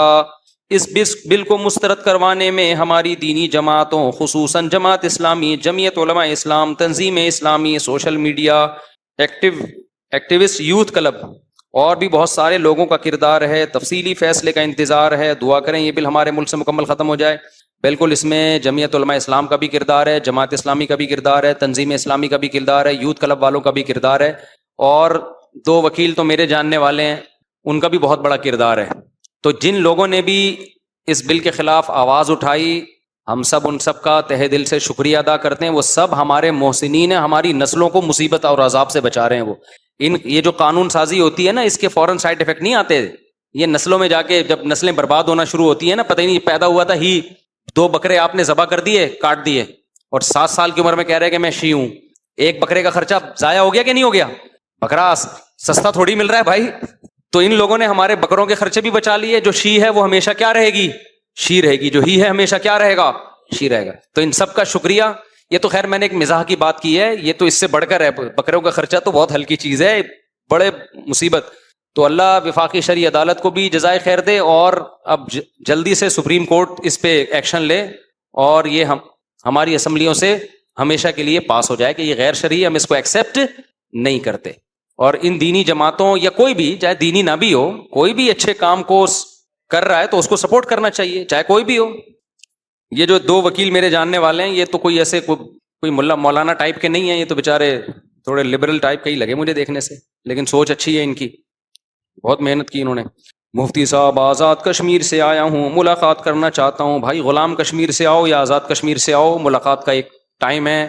میں بہت تھکا ہوا ہوتا ہوں اس وقت, کائنڈلی کسی اور وقت ملیں گے انشاءاللہ. صلو علی الحبیب. بلوچستان سے ہے نا, مل لی ہے نا, زبردست ملاقات ہے. مفتی صاحب کیا نبی سے یہ ہو گیا؟ مفتی صاحب کئی بار کہا ہے کہ جنت کی زندگی کیسی ہوگی, اس پر بیان کریں. نیز سورۃ تکویر پر بیان کریں. بھائی جنت کی زندگی ایسی ہوگی, تھوڑی دیر کے لیے آنکھیں بند کرو. یہ شور کیسا ہو رہا ہے موبائل میں؟ ایسے نہیں ہوگی جنت کی زندگی. کبھی موبائل کہہ رہا ہوں مائک میں, دیکھو یہ کہاں سے آواز آ رہی ہے؟ مائک ہے نا, ہاں تو اس کو بلاؤ کسی کو, بھائی اس کو ٹھیک کریں. تھوڑی دیر کے لیے آنکھیں بند کر کے سوچ لیا کرو کہ میرے دماغ میں کیا ہے, میں کیا چاہتا ہوں کہ میری زندگی کیسی ہو. خوبصورت بنگلے ہوں, حور و رنگ ہو, نہریں بہہ رہی ہوں, تصور کرتے چلے جاؤ. جہاں آپ کا تصور ختم ہوگا نا, جنت اس سے بھی کئی گنا اوپر کی چیز ہے. اللہ کہتے ہیں مالا عین رأت ولا اذن سمعت ولا خطر علی قلب بشر. کسی آنکھ نے اب تک ایسی چیز دیکھی نہیں ہے وہ نعمتیں, کسی کان نے ان کی حقیقت کو سنا نہیں ہے, اور کسی دل میں ان کا خیال بھی نہیں گزرا. تو دل سے سوچا ہی نہیں جا سکتا. جہاں آپ کی سوچ ختم ہوگی نا, جنت اس سے بھی اوپر کی چیز ہے. کیوں؟ اللہ نے تیار کی ہے بھائی, اور نیک بندوں کے لیے. دنیا میں ایسی ایسی عیاشیاں ہیں, حالانکہ وہ عیاشیاں اللہ نے کسی عمل کے بدلے میں نہیں دی ہوتی. تو جو عیاشی اللہ کامیابی کی صورت میں دے گا آپ کو, تو جتنا بڑا اللہ ہے نا میرے بھائی, اسی حساب سے جنت بھی ہے اس کی. سمجھتے ہو کہ نہیں سمجھتے؟ ہو گیا بیان جنت پہ. دوبارہ بھی کریں گے انشاءاللہ. ہاں کیوں نہیں, درجہ بندی ہوگی جنت میں. ساری سب کو ایک جیسی جنت تھوڑی, دنیا میں اعمال سب کے ایک جیسے تھوڑی ہیں. سب سے اعلیٰ جنت شہداء کے لیے, پیغمبروں کے لیے, وہ علماء جن کا عمل ان کے علم کے مطابق ہو ان کے لیے. اور کیونکہ علماء میں بھی there are 2 types, بد عمل بھی ہوتے ہیں, با عمل بھی ہوتے ہیں, گمراہ بھی کر رہے ہوتے ہیں اس علم سے, لوگوں کو سیدھے راستے بھی چلا رہے ہوتے ہیں. تو عالم کی آزمائش تو عام لوگوں سے بھی زیادہ ہوتی ہے. تو پھر تہجد گزار ہے, روزے داروں کے لیے الگ جنت ہے. اچھا دیکھو, نیکیوں میں بھی نا ہر ایک کا الگ الگ مزاج ہوتا ہے. کچھ لوگ آپ کو نمازیں زیادہ پڑھتے ہوئے نظر آئیں گے, لیکن کچھ لوگ صدقات و خیرات میں دوسروں سے آگے ہیں. کچھ لوگ نفلی روزوں میں دوسروں سے آگے ہیں. کچھ ان تمام عبادتوں میں کم ہوتے ہیں, والدین کی خدمت میں بہت آگے ہوتے ہیں وہ. تو ہر عبادت کا الگ نوعیت کا ثواب ہے. ہر عبادت کا جو ثواب اللہ نے رکھا ہے وہ الگ قسم کے نوعیت. تبھی حدیث میں آتا ہے نا, روزے داروں کو الگ جنت ملے گی, الگ دروازہ ہوگا جس سے وہ جنت میں داخل ہوں گے. تو اس لیے ہمیں کوشش یہ کرنی چاہیے کہ تمام عبادتیں تھوڑی تھوڑی رکھیں, اور ایک کو زیادہ فوکس کر لیں. ہم تھوڑی تھوڑی ساری عبادتیں ہونی چاہیے. باقی کمال ایک ہی میں پیدا ہو سکتا ہے, ساری چیزوں میں ہر آدمی کمال نہیں پیدا کر سکتا نا. بعض لوگ بدگمان بھی ہوتے ہیں کہ بھئی یہ فلاں جو ہے نا, یہ تو نفلی روزے نہیں رکھتے, یہ فلاں بزرگ یہ تو صرف رمضان کے فرض روزے رکھتے ہیں. ہو سکتا ہے بھائی وہ تہجد پوری رات پڑھتے ہوں, آپ تہجد نہیں پڑھتے. بعض دفعہ بدگمان ہوتا ہے یار یہ تہجد نہیں پڑھتے, تو ہو سکتا ہے صدقات و خیرات میں وہ اتنے آگے ہوں, وہاں سے اس کی تلافی ہو رہی ہو. تو اس لیے کسی کے بارے میں جلدی رائے نہ قائم کر لیا کریں 2-4 چیزیں دیکھ کے کہ اس میں عمل نہیں ہے. ہو سکتا ہے کوئی دوسری چیز میں اس کا عمل آپ سے بہت زیادہ ہو. مفتی صاحب میری خواہش ہے کہ میرا نکاح آپ پڑھائیں, اگلے مہینے نکاح دعا کریں میرے حق میں. اللہ تعالیٰ برکت دے. بھائی یہاں نکاح مجھ سے پڑھوانا چاہتے ہیں, ولی سے رابطہ کرو, میں ہوں گا تو پڑھا دوں گا. مفتی صاحب لوگ اتنی دور سے بیانات سننے کے لیے آتے ہیں, مسائل پوچھنے کے لیے آتے ہیں, آپ ایک سوال پڑھ کر اس کا جواب دینے میں گھنٹہ لگا دیتے ہیں. ہمارے مسائل کی بات ہی نہیں آتی, لہٰذا مختصر مسئلے کی وضاحت کر دی. اچھا, میں اپنے ماں باپ کو عمرہ کروانا چاہتا ہوں, کافی دعائیں بھی کر رہا ہوں, پیسے اکٹھے نہیں ہو پا رہے, پلاننگ کروں کیسے کروں, کیا میرا یہ ہدف پورا ہو جائے گا؟ یہ تو پہلے بھی سوال آیا تھا. بھائی پلاننگ کریں, آپ کے پاس اگر وسائل ہیں تو پلاننگ کریں, ورنہ اس سے بڑے بڑے مسائل پڑے ہوئے ہیں دنیا میں, عمرے سے بھی بڑے بڑے مسائل ہیں. ہر آدمی ہر چیز, اب آپ کے پاس پیسے ہیں نہیں, آپ نے عمرے کی پلاننگ میں اتنا پیسہ اکٹھا کر کے ابا اماں کو عمرہ کرا دیا, اور پھر جب وہ بیمار ہو رہے ہیں تو دوا کے پیسے آپ کے پاس نہیں ہیں. تو پلاننگ کرنے میں پہلے یہ سوچنا چاہیے, اس کی پلاننگ کریں کہ یہ پلاننگ کرنے کی بھی ہے کہ نہیں ہے. کچھ وسائل ہوں تو پھر اس پہ سوچیں, نہیں ہے تو پھر اس سے بڑے بڑے مسائل کھڑے ہوئے ہیں. ابا کو بیمار ہو گئے, اماں بیمار ہو گئی, آپ نے سارے پیسے لگا دیے عمرے پہ, تو ان کے بڑھاپے میں ان کے لیے علاج کے پیسے نہیں ہیں. تو پلاننگ کرنے سے پہلے یہ پلاننگ کریں کہ اس کام کی پلاننگ کرنی بھی ہے کہ نہیں کرنی, سمجھتے ہو کہ نہیں سمجھتے, پھر پلاننگ کریں. میرا مسئلہ ہے میں سوچتا بہت ہوں, بڑے بڑے اہداف بنائے ہوئے مگر عملی کوشش نہیں کر پاتا. میرا ہدف ہے دین کے کاموں میں خرچ کروں مگر کماتا نہیں ہوں, کام میں دل نہیں لگتا. دیکھو جب بھی کوئی پلاننگ ہوائی ہوتی ہے نا تو وہ کبھی بھی پوری نہیں ہوتی. پلاننگ کرنے کا طریقہ یہ, پین ہاتھ میں رکھو, ڈائری لے کے بیٹھو, جو دماغ میں اس کو پارسل کرو صفحے پہ. اب آپ کو لکھا نہیں جاتا تو جس کمبخت سے لکھا نہیں جا رہا اس پلاننگ پر عمل کہاں سے کیا جائے گا اس سے. تو بھائی دیکھو, اب پھر کہتے ہیں لوگ لمبے جواب دیتے ہیں, تو جواب دینا پڑتا ہے نا. ایک بچہ سست تھا, بہت زیادہ کام نہیں کرتا تھا. ابا نے ایک مشین لا کے رکھ دی, کمبخت کے تو کوئی کام نہیں کرتا, اب تیری زندگی تباہ ہو رہی تھی, میں نے مشین دے دی ہے تجھے, بٹن دبائے گا پانی آ جائے گا, بٹن دبائے گا روٹی آ جائے گی, بٹن دبائے گا یہ کام, بٹن دبائے گا وہ کام. اب تو آسان ہو گیا نا تیرے لیے کام کرنا. تو وہ کہتا ہے ابا ایک مشین بٹن دبانے کے لیے بھی لے آؤ, کہ بٹن بھی کون دبائے, وہ بھی مشین ہی دبا دیا کرے بٹن, بٹن کون دبائے گا بیٹھ کے بھائی. تو اب اتنی سستی کہ آپ سے ڈائری پہ لکھا ہی نہیں جا رہا, تو اس کا مطلب آپ چھوڑ دو کام وام, یہ پڑے رہو, ٹھیک ہے نا, آپ چھوڑ دو, آپ دنیا میں کچھ بھی نہیں کر سکتے. تو اتنا تو کرو کہ اس کو دماغ میں جو پلاننگ آ رہی ہے, دیکھو دماغ جو ہے نا ہمارا وہ خیالات کا مجموعہ ہے, یہ خیالات اکٹھے کرتے کرتے کرتے یہ سیٹ نہیں کرتا, ترتیب نہیں دیتا. یہ میموری کارڈ ہے جس میں چیزیں جمع ہوتی رہیں گی, ترتیب آپ کو خود دینی ہے اس کو. تو اس کے لیے بجائے دماغ کو تھکانے کی قلم کو تھکاؤ, ڈائری میں اس کو لکھو. آج ایک کام کریں, جو کچھ کھوپڑی میں ہے نا کہ کرنا ہے, میں نے یہ کرنا ہے, میں نے وہ کرنا ہے, وہ سارا کاپی پہ لے آئے, آپ ڈائری پہ لے آؤ. شروع میں تو بڑا کچرا جمع ہو جائے گا, اوٹ پٹانگ چیزیں آئیں گی, لکھ دو اس کو ایسی کی تیسی. مثال کے طور پر اوٹ پٹانگ چیزیں اتنی آئیں گی, ایک پہلے نمبر پہ آپ لکھو گے کہ مرغی انڈوں پہ بیٹھی ہوئی ہے, انڈے جا کے چیک کرنے ہیں, ہو سکتا ہے میرے تو یہی پلاننگ کا حصہ ہو. دوسرا آئے گا کہ بھائی امریکہ جانا ہے بیان کے لیے, امریکہ جانا ہے بیان کے لیے, مرغی کو انڈوں پہ سے اٹھانا ہے, انکیوبیٹر کا پانی چیک کرنا ہے. تو اوٹ پٹانگ ہو رہی ہے نا. میں نے جب اپنی پلاننگ لکھنا شروع کی نا تو پتہ ہے کیا, جو میرے دماغ میں آیا میں نے کہا ڈائری میں ڈالو یار, دماغ میں لے کے کیوں گھومے ہم اس کو, دماغ کو خالی کرو کسی اور کام کے لیے, آگے چلو. ورنہ دماغ سارا دن پکتا رہتا ہے, یہ بھی کرنا ہے, یہ بھی کرنا ہے, یہ بھی کرنا ہے, یہ بھی کرنا ہے, اور اسی میں زندگی گزر جاتی ہے, کرتا کچھ بھی نہیں ہے, کچھ بھی نہیں کرتا. فرشتہ آ جاتا ہے, نکل پتلی گلی سے یہاں سے, چل بھائی. تو میں نے جب ڈائری میں منتقل کیا نا تو 4 سال سے میرا جو گھر میں بستر ہے نا, بیڈ, ایسے تو میں نیچے سوتا ہوں, بیڈوں پہ گدوں پہ مجھے سونے کی عادت ہی نہیں ہے, لیکن گھر میں گدے ہیں تو نا بہرحال, وہ پھٹا ٹوٹا ہوا تھا اس کا, وہ بھی پلاننگ میں تھا کہ یہ پھٹا جوڑنا ہے. بعض دفعہ اس میں بیٹھو یا لیٹو دھڑام سے نیچے. جب پلاننگ نہیں ہوتی تو 6 سال سے نل کے ٹپک رہے ہوتے ہیں, ان کا واشر چینج کرنے کی نوبت نہیں آتی. تو وہ پھٹا تھا, 3 سال سے گھر کا نل کا ٹپک رہا تھا کچن کا. گھر والے کہہ کے تھک گئے, بھائی اس کو ٹھیک کرانا ہے. اچھا بھائی ٹھیک کرانا ہے, پھر گھر سے باہر نکلے بھول گئے, پھر گھر میں آئے تو نل کا ٹپک رہا ہے, ٹھیک کرانا ہے, کوئی کام نہیں ہوتا. تو میں نے کیا لکھا, جو اٹرم پٹرم کھوپڑی شریف میں آ رہا ہے اس میں میں نے پلاننگ ورزش کرنی ہے. بہت عرصے سے سوچ رہے تھے ورزش کرنی ہے, بھائی روزانہ سوچ کے ہی ورزش کرنی ہے. نیچے پھٹا ٹھیک کرانا ہے, نمبر 3 نل کا ٹھیک کرانا ہے, نمبر 4 بزنس کرنا ہے, ایک مثال دے رہا ہوں, نمبر 5 یہ کرنا ہے, نمبر 5 حج کرنا ہے, عمرہ کرنا ہے. سر میں نے ایک دن شیشے میں دیکھا تو ایئرپورٹ بن چکا تھا. اس وقت میری 2 شادیاں تھیں اور سر میرا کیا تھا, ایئرپورٹ. تو مجھے تھا کہ اس لک پہ آپ کو فرشتہ تو آئے گا, رشتہ نہیں آئے گا اس لک پہ. ایک مثال دے رہا ہوں, کچھ بھی ڈالا جا سکتا ہے ڈائری میں. سر پہ بال اگانے ہیں, لکھ دو نا, کوئی پابندی تھوڑی ہے, کوئی ٹیکس تھوڑی لگ رہا ہے, کوئی نیب والے آ کے چیک تھوڑی کریں گے, یا FBI والے آ کے چھاپا تھوڑی ماریں گے, یا گورنمنٹ تھوڑی پوچھے گی کہ کیا لکھ رہا ہے بھائی, تو تیرے پاس پیسے کہاں سے آئے, تیرے سر پہ بال کہاں سے اگیں گے. تو اٹرم پٹرم جو ہے نا سب اوٹ پٹانگ لا کے ڈائری میں کیا کر دو, الٹ دو, اسی کی تیسی, جو آ رہا ہے لکھ دو. ایک دفعہ دماغ کی بالٹی کو خالی کرو یار, کھچڑی جو پکی ہوئی ہے نا کھوپڑی میں, یہ ڈائری کو گندا کرو اپنی. سب لکھ دیا. اس میں بڑے بڑے پلان بھی تھے جو میں بتا نہیں رہا ہوں نا آپ کو, میں تو ساری باتیں تو سب بتا دوں, ہاتھ پاؤں کٹوا دوں. اس میں بہت بڑی بڑی باتیں بھی تھی, چھوٹی چھوٹی باتیں بھی تھیں. بیڈ کا پٹا ٹھیک کرنا ہے, تو مرغیوں کے دانے کا اب یہ ہماری مرغیاں جو باجرہ کھا رہی ہیں, دانا کھا رہی ہیں, گراتی بہت تھیں, بہت زیادہ گراتی ہیں, ضائع بہت. یوٹیوب پہ ایسی ویڈیوز ہیں کہ آپ ایسے برتن بنا سکتے ہیں جس میں دانا ضائع نہیں ہوتا. وہ ویڈیوز دیکھ تو رہے ہیں لیکن اس پہ عمل کب کریں. تو یہ بھی لکھ دے بھائی, تو مرغیوں کے لیے برتن بنانا ہے تاکہ دانا ضائع نہ ہو, وغیرہ وغیرہ. سب بٹرم پٹرم لا کے اس کو خالی کر دو. پھر ایک چھوٹی سی ڈائری, DS ڈائری جسے کہتے ہیں, ڈیلی شیڈول, وہ جیب میں رکھو, کچھ چیزیں بعد میں یاد آئیں گی, ابھی یاد نہیں آ رہی. آپ جاؤ گے اڑے یہ تو رہ گیا, وہ چھوٹی ڈائری میں لکھ دو. پھر اگلے دن ابے یہ تو لکھا ہے, ہم تو کراچی کے اسٹائل میں ابے تبھی چلتا ہے, ابے یہ تو یاد ہی نہیں رہا, وہ بھی لکھ دو. رات کو آ کے یہ بالٹی بھی بڑی بالٹی میں انڈیل دو اور یہاں سے کاٹ دو, ورنہ دونوں جگہ سے پھر ٹینشن میں آئے گا, ابے وہاں بھی لکھا ہوا ہے یہاں بھی لکھا ہوا ہے, وہ والا ہے یا یہ والا ہے.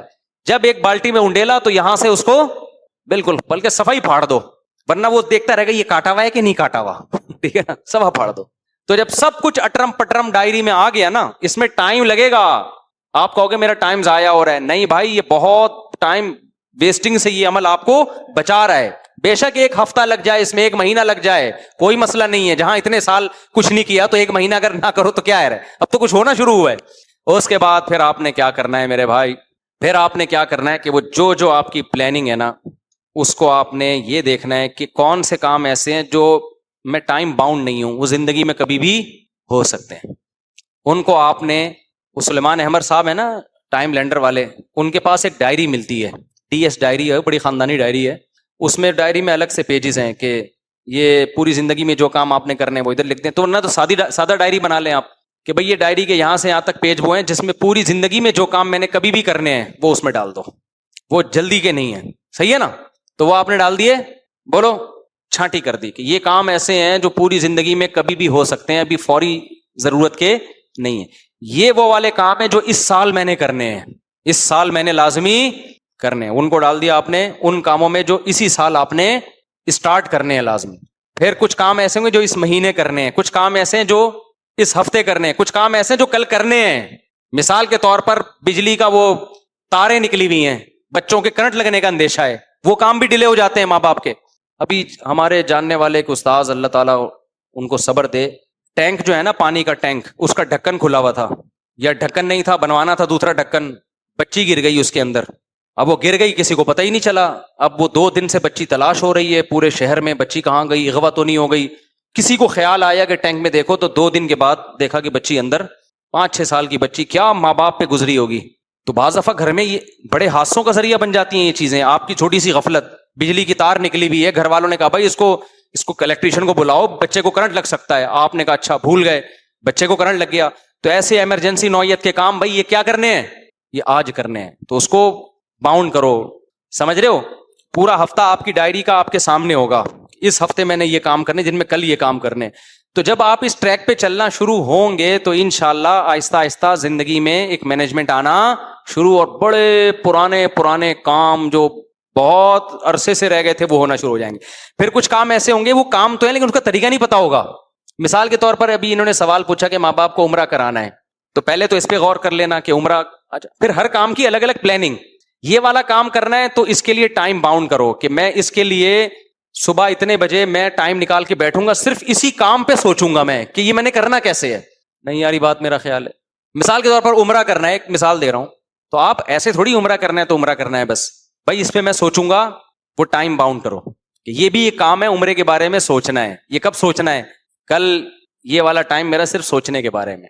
تو سوچو وہاں بیٹھ کے, اور پھر اس میں لکھو اس کو کہ بھائی یہ اس کی پلاننگ کرو. جو کام نہیں ہو رہا نا, اس کام کے سوچنے کا ٹائم بھی لکھو. ایک نوجوان میرے پاس آیا, اس کو عادت تھی فوش فلمیں دیکھنے کی, چھوٹ نہیں رہی تھی. میں نے اس کو بہت سمجھایا, بہت طریقہ بتایا. میں نے اس کو کہا کہ ایسا کرو, ایک ٹائم ایسا رکھو جس میں صرف پین ہاتھ میں لے کے بیٹھو اور یہ سوچو کہ میں نے یہ چھوڑنا کیسے ہے, اس کے لیے مجھے کیا کیا کرنا پڑے گا, کیا کیا کرنا پڑے گا, کون کون سے اوقات ایسے جس میں گناہ کی طبیعت زیادہ ہوتی ہے, تو ان اوقات میں نے کیا کرنا ہے. اور میں نے کہا اس میں یہ نہ سمجھنا کہ شیطان کہے گا کہ نہیں یہ ٹائم ضائع کر رہے ہو. نہیں بھائی, جب تک کوئی پالیسی بنا کے نہیں اٹھوں گا, بستر سے اٹھوں گا نہیں جب تک میں لکھ نہ لوں. اور پھر اگر وہ پالیسی ٹوٹ جائے دوبارہ لکھو. ہوتے ہوتے الحمدللہ اس نے مجھے بتایا کہ وہ برائی چھوٹ گئی ہے. تو جب تک آپ لکھنا نہیں سیکھتے نا, پلاننگ کرنا نہیں سیکھتے, ایسی جو بے ڈھنگی زندگی گزر رہی ہے, اس سے کچھ بھی نہیں حاصل ہونے والا. ٹائم ضائع ہوتا رہے گا, برباد ہو جائے گی زندگی. اس میں اور بھی ہے, یہ اتنا آسان نہیں ہے. چلو گے تو انشاءاللہ آسانی آئیں گی, ورنہ اگر زیادہ چاہتے ہو تو ٹائم لینڈر والوں کی ورکشاپ لے لو ٹائم مینجمنٹ کی, اس سے بڑا فائدہ ہوگا انشاءاللہ. صلو علی الحبیب. میرا مسئلہ یہ کہ میں سوچتا بہت ہوں, بڑے بڑے آداب بنائے. اگر کسی نے نیا کاروبار شروع کیا دکانوں پر مال بیچنے کا, تو شروع میں وہ کتنی دکانوں سے اسٹارٹ کرے, اور کاروبار کے شروع میں کیا کیا اسٹیپ لے کر کاروبار جمنا شروع ہو جائے. میرے بھائی اس کے بارے میں ڈائری لیں اور آپ بیٹھ جائیں کہ کیا پلاننگ. اور پلاننگ میں سب سے پہلے یہ بات لکھیں کہ ہر چیز میں اس کے اہل سے مشورہ لیا جاتا ہے, تو اس کے اہل کون کون ہیں. تو جو بھی کاروبار کے ماہرین ہیں ان سے رابطہ کریں, یہ مفتیوں کا کام نہیں ہے. ہم تو اپنے کاروبار ڈبا چکے ہیں الحمدللہ بہت زیادہ, آپ کو کیا مشورے دیں گے. اسلام میں تجارت پر زیادہ زور دیا گیا, دنیا کمانا کیوں ضروری ہے؟ کچھ لوگ کہتے ہیں دنیا کمانا منع ہے. ابے دنیا کمانا منع نہیں ہے, دنیا سے دل لگانا منع ہے, جس پہ کئی دفعہ بیان ہو چکا ہے. دنیا تو کماؤ بھائی, نہیں کماؤ گے تو مسلمان پیچھے چلے جائیں گے, مسلمانوں کا بیڑا غرق پہلے ہی بہت ہو چکا ہے, مزید بیڑا غرق ہو جائے گا, بالکل غلام بن جائیں گے. ابھی جو تھوڑا بہت اسلام دنیا میں باقی ہے نا, اس کی وجہ یہ ہے کہ کچھ مسلمان معاشی سطح پہ کچھ لوگ دنیا میں ایسے ہیں جو بڑے اسٹرانگ ہیں, جنہوں نے سنبھالا ہوا ہے, وہ بھی غریب ہو گئے تو گیا کام سے. تو میں بار بار کہتا ہوں غربت اللہ کی طرف سے ہوتی ہے, وہ اللہ کی نعمت ہے, اس پہ صبر کرو جنت ملے گی. اور ایک غربت اپنی سستی اور کاہلی کی وجہ سے ہوتی ہے. تو سستی کاہلی کی وجہ سے غربت جو ہے وہ کوئی شریعت میں پسندیدہ نہیں ہے, سمجھتے ہو. میں امید کرتا ہوں آپ خیریت سے ہوں گے, اللہ تعالیٰ کے مجھے تو ایسا لگ رہا ہے انہوں نے مجھے خط لکھا ہے. اللہ تعالیٰ کے ہدایات رحمت اور برکت کے بعد میں آپ کا ڈاکٹر اسرار کا طلحہ بن جلیل کا بہت مشکور ہوں, کیونکہ آپ لوگوں کے چینل سے میری زندگی بدل دی اور اپنے مسلمان ہونے کا صحیح مطلب سمجھایا الحمدللہ. میرا سوال یہ ہے کہ مجھے نماز کے دوران دنیاوی وسوسے آتے ہیں, میں ان سے بہت پریشان ہوں, مجھے کوئی ایسا وظیفہ بتا دیں جن سے یہ وسوسے نہ آئے. یہ وسوسے وظیفوں سے ختم نہیں ہوتے, ان کا حل یہ ہے کہ ان کو آنے دیں اور ان پہ پریشان ہونا بند کر دیں.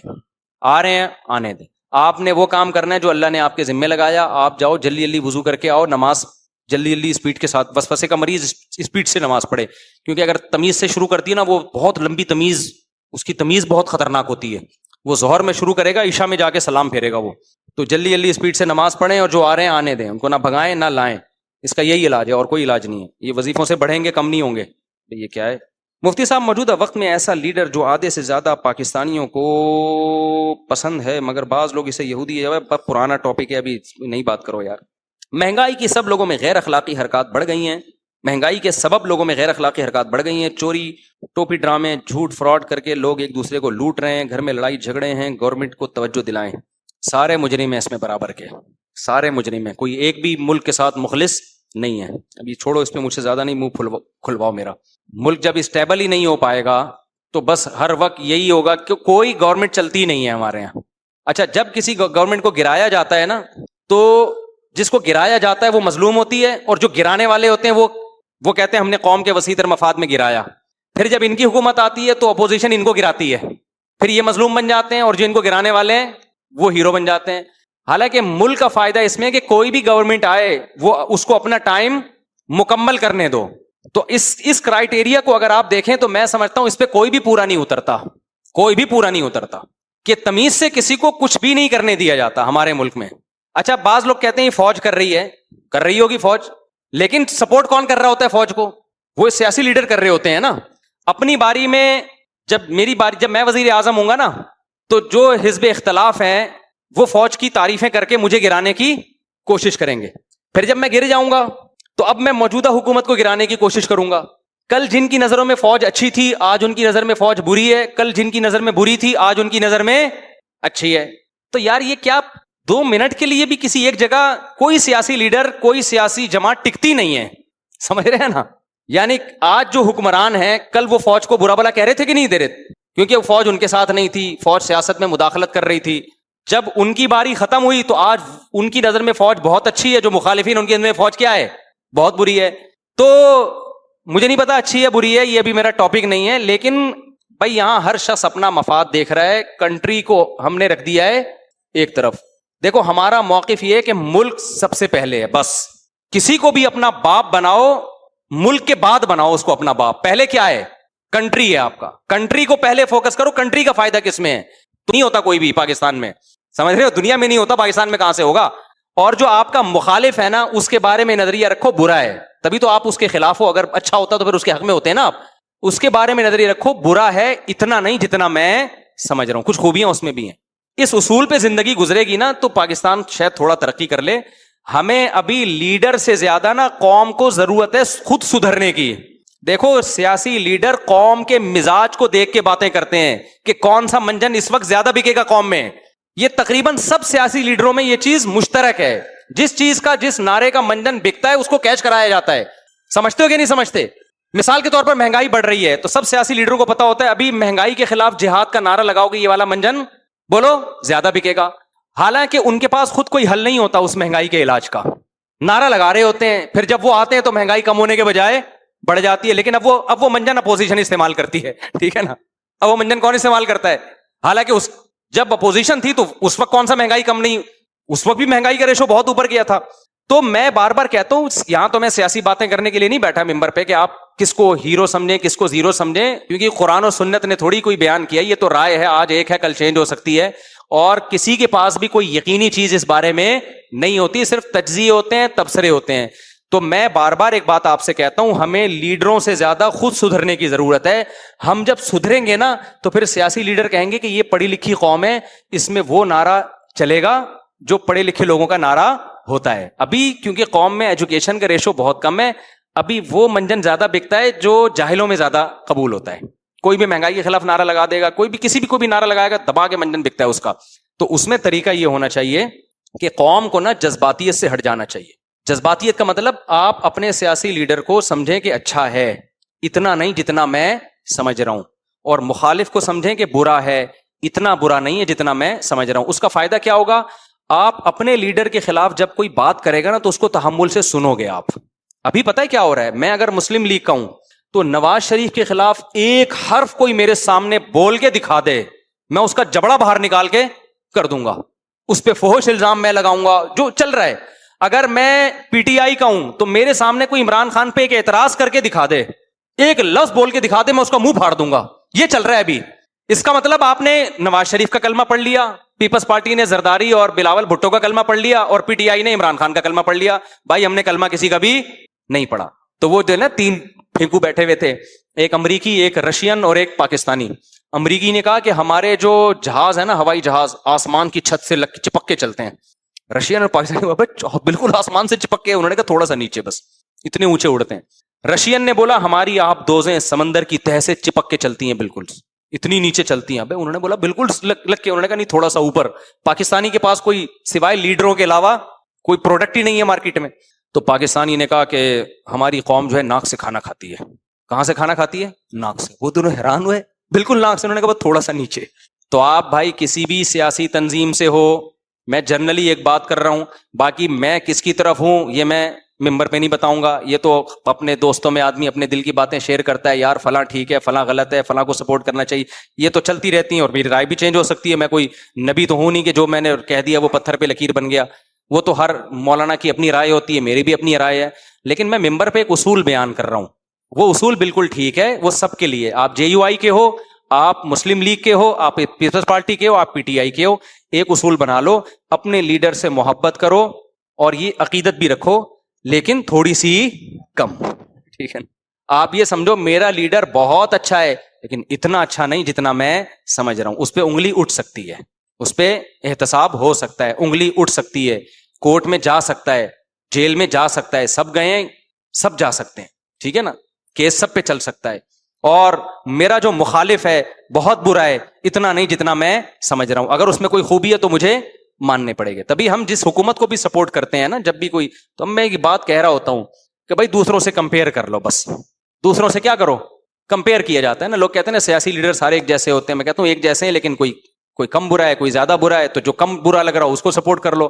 تو ہم یہ لفظ کہہ اس لیے رہے ہوتے ہیں کہ بھائی ہم جس کی تعریف کریں گے اچھا ہے، یہ مطلب نہیں ہے کہ کوئی خامی نہیں ہو سکتی، اور جس کی ہم برائی کریں گے تو یہ مطلب نہیں ہے کہ کوئی خوبی نہیں ہو سکتی اس میں.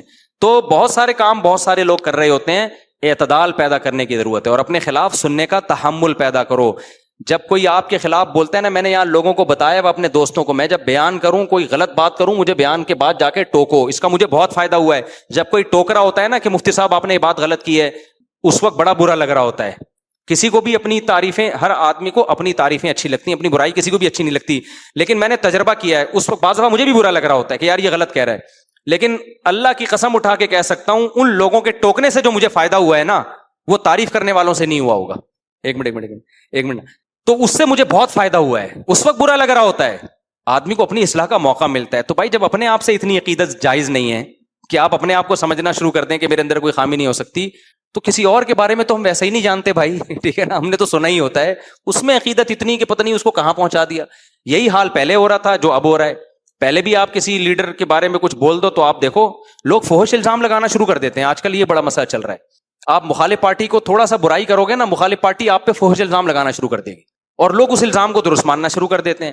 تو اعتدال پیدا کرو. جتنا جذباتی بننے کی ضرورت نہیں ہے. کوئی بھی نہ امام مہدی ہے نہ کوئی پیغمبر ہے. بہت اچھے ہیں تھوڑے سے کم ہیں. تو اعتدال. کیا کہہ رہے ہیں بھائی آپ؟ نہیں میں تو ممبر پہ کسی کو نہیں سپورٹ کروں گا. یہ تو ممبر ہے نا, یہاں تو پی ٹی آئی کے لوگ بھی ہیں, جے یو آئی کے لوگ بھی ہیں, یہاں تو پیپلز پارٹی کے لوگ بھی ہیں. بولیں گے مولوی صاحب ہم آپ سے دینی بیان سننے کے لیے آئے ہیں, اپنے جو لیڈر ہیں ان کی برائیاں سننے کے لیے تھوڑی آئے ہیں. ہر چیز کا ایک موقع ہوتا ہے نا, تجزیہ کا ایک الگ موقع ہوتا ہے. ہاں ہم نے ہر حکومت میں جو بھی ہم حاکم ہوگا اس کے اچھے کاموں کی ہم تعریف کریں گے, چاہے کوئی بھی ہو وہ. اچھا میرے بھائی والد صاحب کی حیات میں میرے بہت زیادہ ہو گئی, بعد میں موٹر سائیکل پہ لفٹ دینا کیسا, بعد لفٹ دینے والا بھائی موٹر سائیکل پہ لفٹ دینا کیسا ہے, کہہ رہے بعض دفعہ لفٹ دینے والا مشکل کا شکار ہو جاتا ہے. بالکل ہو جاتا ہے, لفٹ دیا کریں سوچ سمجھ کے. بعض دفعہ جیب سے چیزیں نکال لیتا ہے لفٹ دینے والا, بعض دفعہ بندوق رکھ کے آپ کو لفٹ دے رہا ہوتا ہے, اب بتا تو نے کہاں جانا ہے ٹھیک ہے میں تجھے پہنچا دیتا ہوں. حالات کراچی کے بہت خراب ہیں, اور لفٹ لینے کی ضرورت کیا ہے اگلے کو؟ ساری بسیں چل رہی ہیں, رکشے چل رہے ہیں, کیا ضرورت ہے بھکاری پن کے لوگوں سے بائکیں روک رکھ کے مجھے, یہ تو بھکاری پن ہے نا. تو بھکاریوں کو تو ویسے ہی نہیں سپورٹ کرنا چاہیے بھائی. W11 چل رہی ہے, تیرے پاس کم پیسے, W11 میں چلا جا. اگر تیرے پاس پیسے ہی نہیں ہے, کچھ بھی نہیں بچا ہے, تو پھر پیسے دے دو اس کو. اگر واقعی کوئی بیچارہ, اول تو اس میں بھی بڑے فراڈ ہوتے ہیں, پیسے پتہ نہیں کہاں چھپا کے پھر اگلے کے پاس جا کے کہہ رہا ہوگا پیسے نہیں ہے, سارا دن یہی کماتا رہتا ہے بیٹھ کے. تو لفٹ دینے سے پہلے 100 دفعہ سوچا کرو. کوئی بوڑھا آدمی ہے بیچارہ, کوئی ضعیف ہے تو ٹھیک ہے, ویسے ہم تو نہیں دیتے بھائی کسی کو لفٹ, تجربے ہیں. ایسے ایسے جیب کترے ہوشیار ہیں, میرے بھائی بائک پہ جا رہے ہیں, کسی کو لفٹ دے دی انہوں نے, آگے جا کے بھائی کہتے ہیں کہ مجھے کہنے لگا جیب چیک کر لے بھائی, میں نے کچھ نہیں نکالا. اس کو خود پتا تھا کہ لوگ نکالتے ہیں. اچھا میرے بھائی نا بار بار اپنی جیب کو چیک کر رہے ہیں, کوئی نکال نہ لے. تو وہ اتنا ہوشیار تھا, اس نے کہا چیک کر لو میں نے کچھ نہیں نکالا. تو نکالتے ہیں, جیب کترے بھی ہوتے ہیں, اور آج کل تو بندوق رکھ لے گا آگے, بڑے مسائل کھڑے ہو جائیں گے. اور ویسے بھی بھکاری پن کیا ہے, یہ گاڑیاں چل رہی ہیں, بسیں چل رہی ہیں, نہیں تو پیدل چلے جاؤ. حضرت میں نوکر اس کی ڈیل میں تمام علماء کو احترام سے دیکھتا ہوں, مگر 3 علماء کا دفاع بعض دفعہ بہت مشکل ہو جاتا ہے.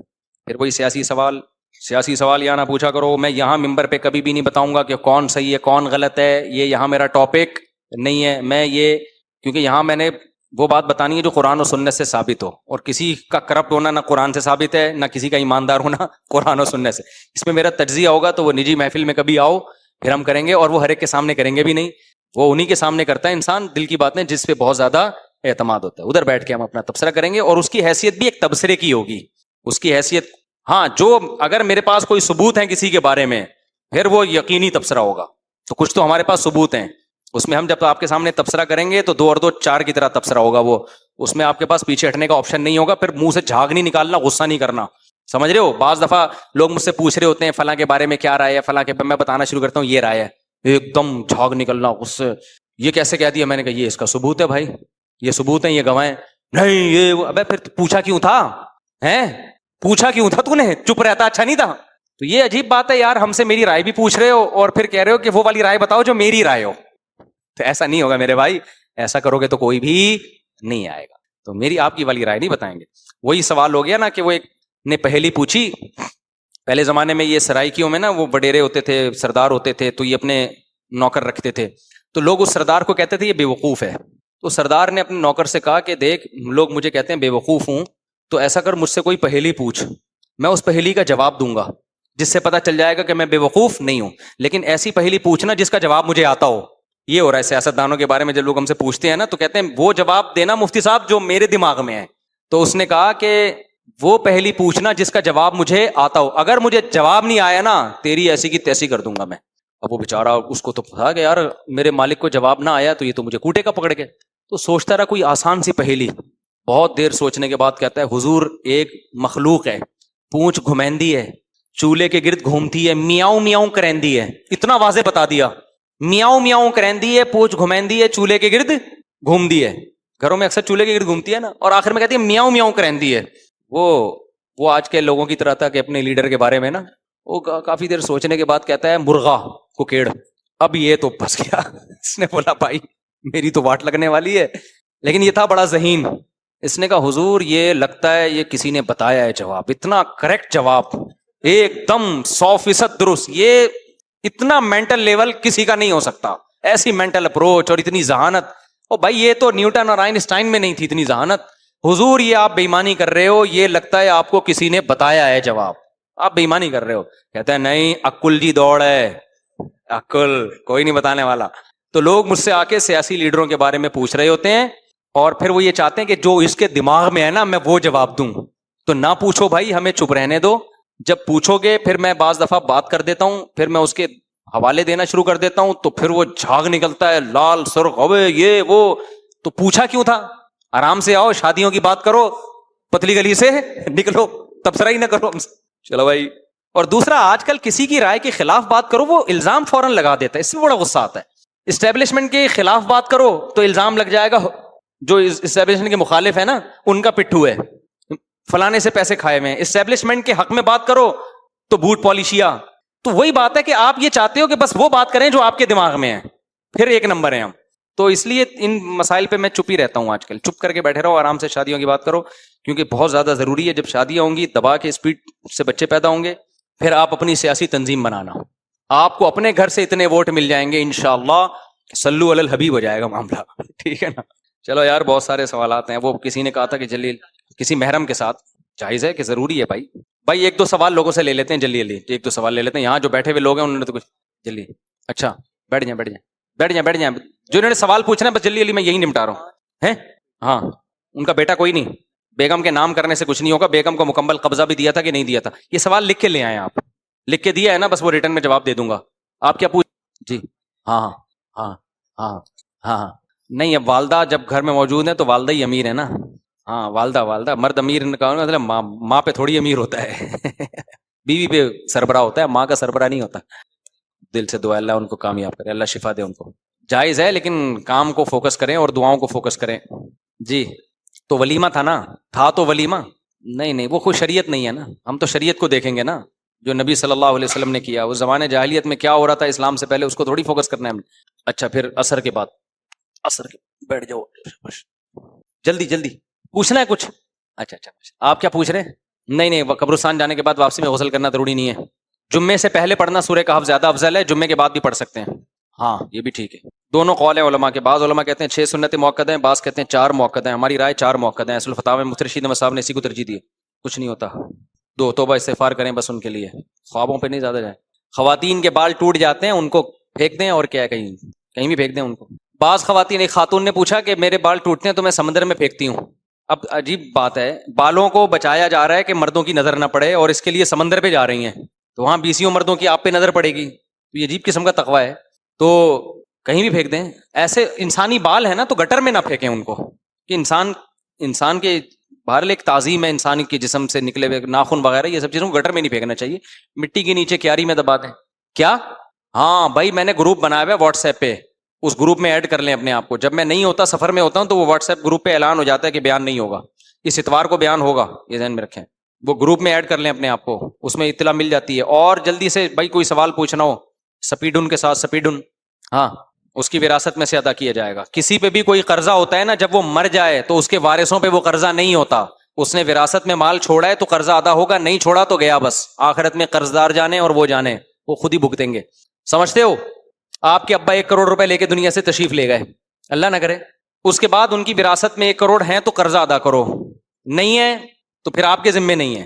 دے دو گے تو اچھی بات ہے, لیکن ذمے میں نہیں ہے. تو بھائی کا بھی ایسا ہی ہے, قبروں پہ پکارنا نہیں چاہیے جا کے, بس جاؤ دعا مانگو میت کے لیے اور پتلی گلی سے نکل لو. اور کوئی سوال, آخری سوال لے لیتے ہیں بھائی, یہ بیچارے اتنی دیر سے بیٹھے. میں نے تو مانگی نہیں دعا نماز کے بعد, نہیں مانگی نا. جمعے کی نماز کے بعد میں نے کہاں دعا مانگی ہے, نہیں مانگی. جو کام میں نے کیا ہی نہیں ہے وہ کیوں میرے پہ لگا رہے ہو بھائی؟ یہ ایسے ہو گیا جیسے آپ مجھ سے کہو کہ مجھ صاحب جب آپ 4 شادیوں پہ بات کرتے ہو تو آپ نے دوسری کیوں نہیں کی. کتنا بڑا الزام ہوگا نا, فحش الزام. بس یہ ٹاپک بھی ختم کرو, اس کے علاوہ کوئی اور بات کرو. بعض لوگ چاہتے ہیں کہ وہ ان رہیں. جی ہاں دیکھیں, زکوٰۃ کم کرنے کے لیے اگر کوئی جائز طریقہ اختیار کیا جا رہا ہے نا, کوئی غیر اخلاقی طریقہ نہ ہو, تو پھر کوئی حرج نہیں ہے. ایک آدمی کہتا ہے کہ میں یہ بزنس کی نیت سے ایک چیز خریدوں گا تو زکوٰۃ مجھ پہ بہت بن جائے گی, تو میں بزنس نہیں کرتا, تو اس میں کوئی حرج نہیں ہے. لیکن میرا خیال ہے اس فکر میں نہیں پڑنا چاہیے. انسان کام کرتا رہے, جب زکوٰۃ کی تاریخ ہے جتنی بنے اللہ کا نام لے کے دے دے, اس میں برکت ہوتی ہے. ان تدبیروں میں پڑنا, بہرحال دل نہیں اس پہ راضی ہوتا.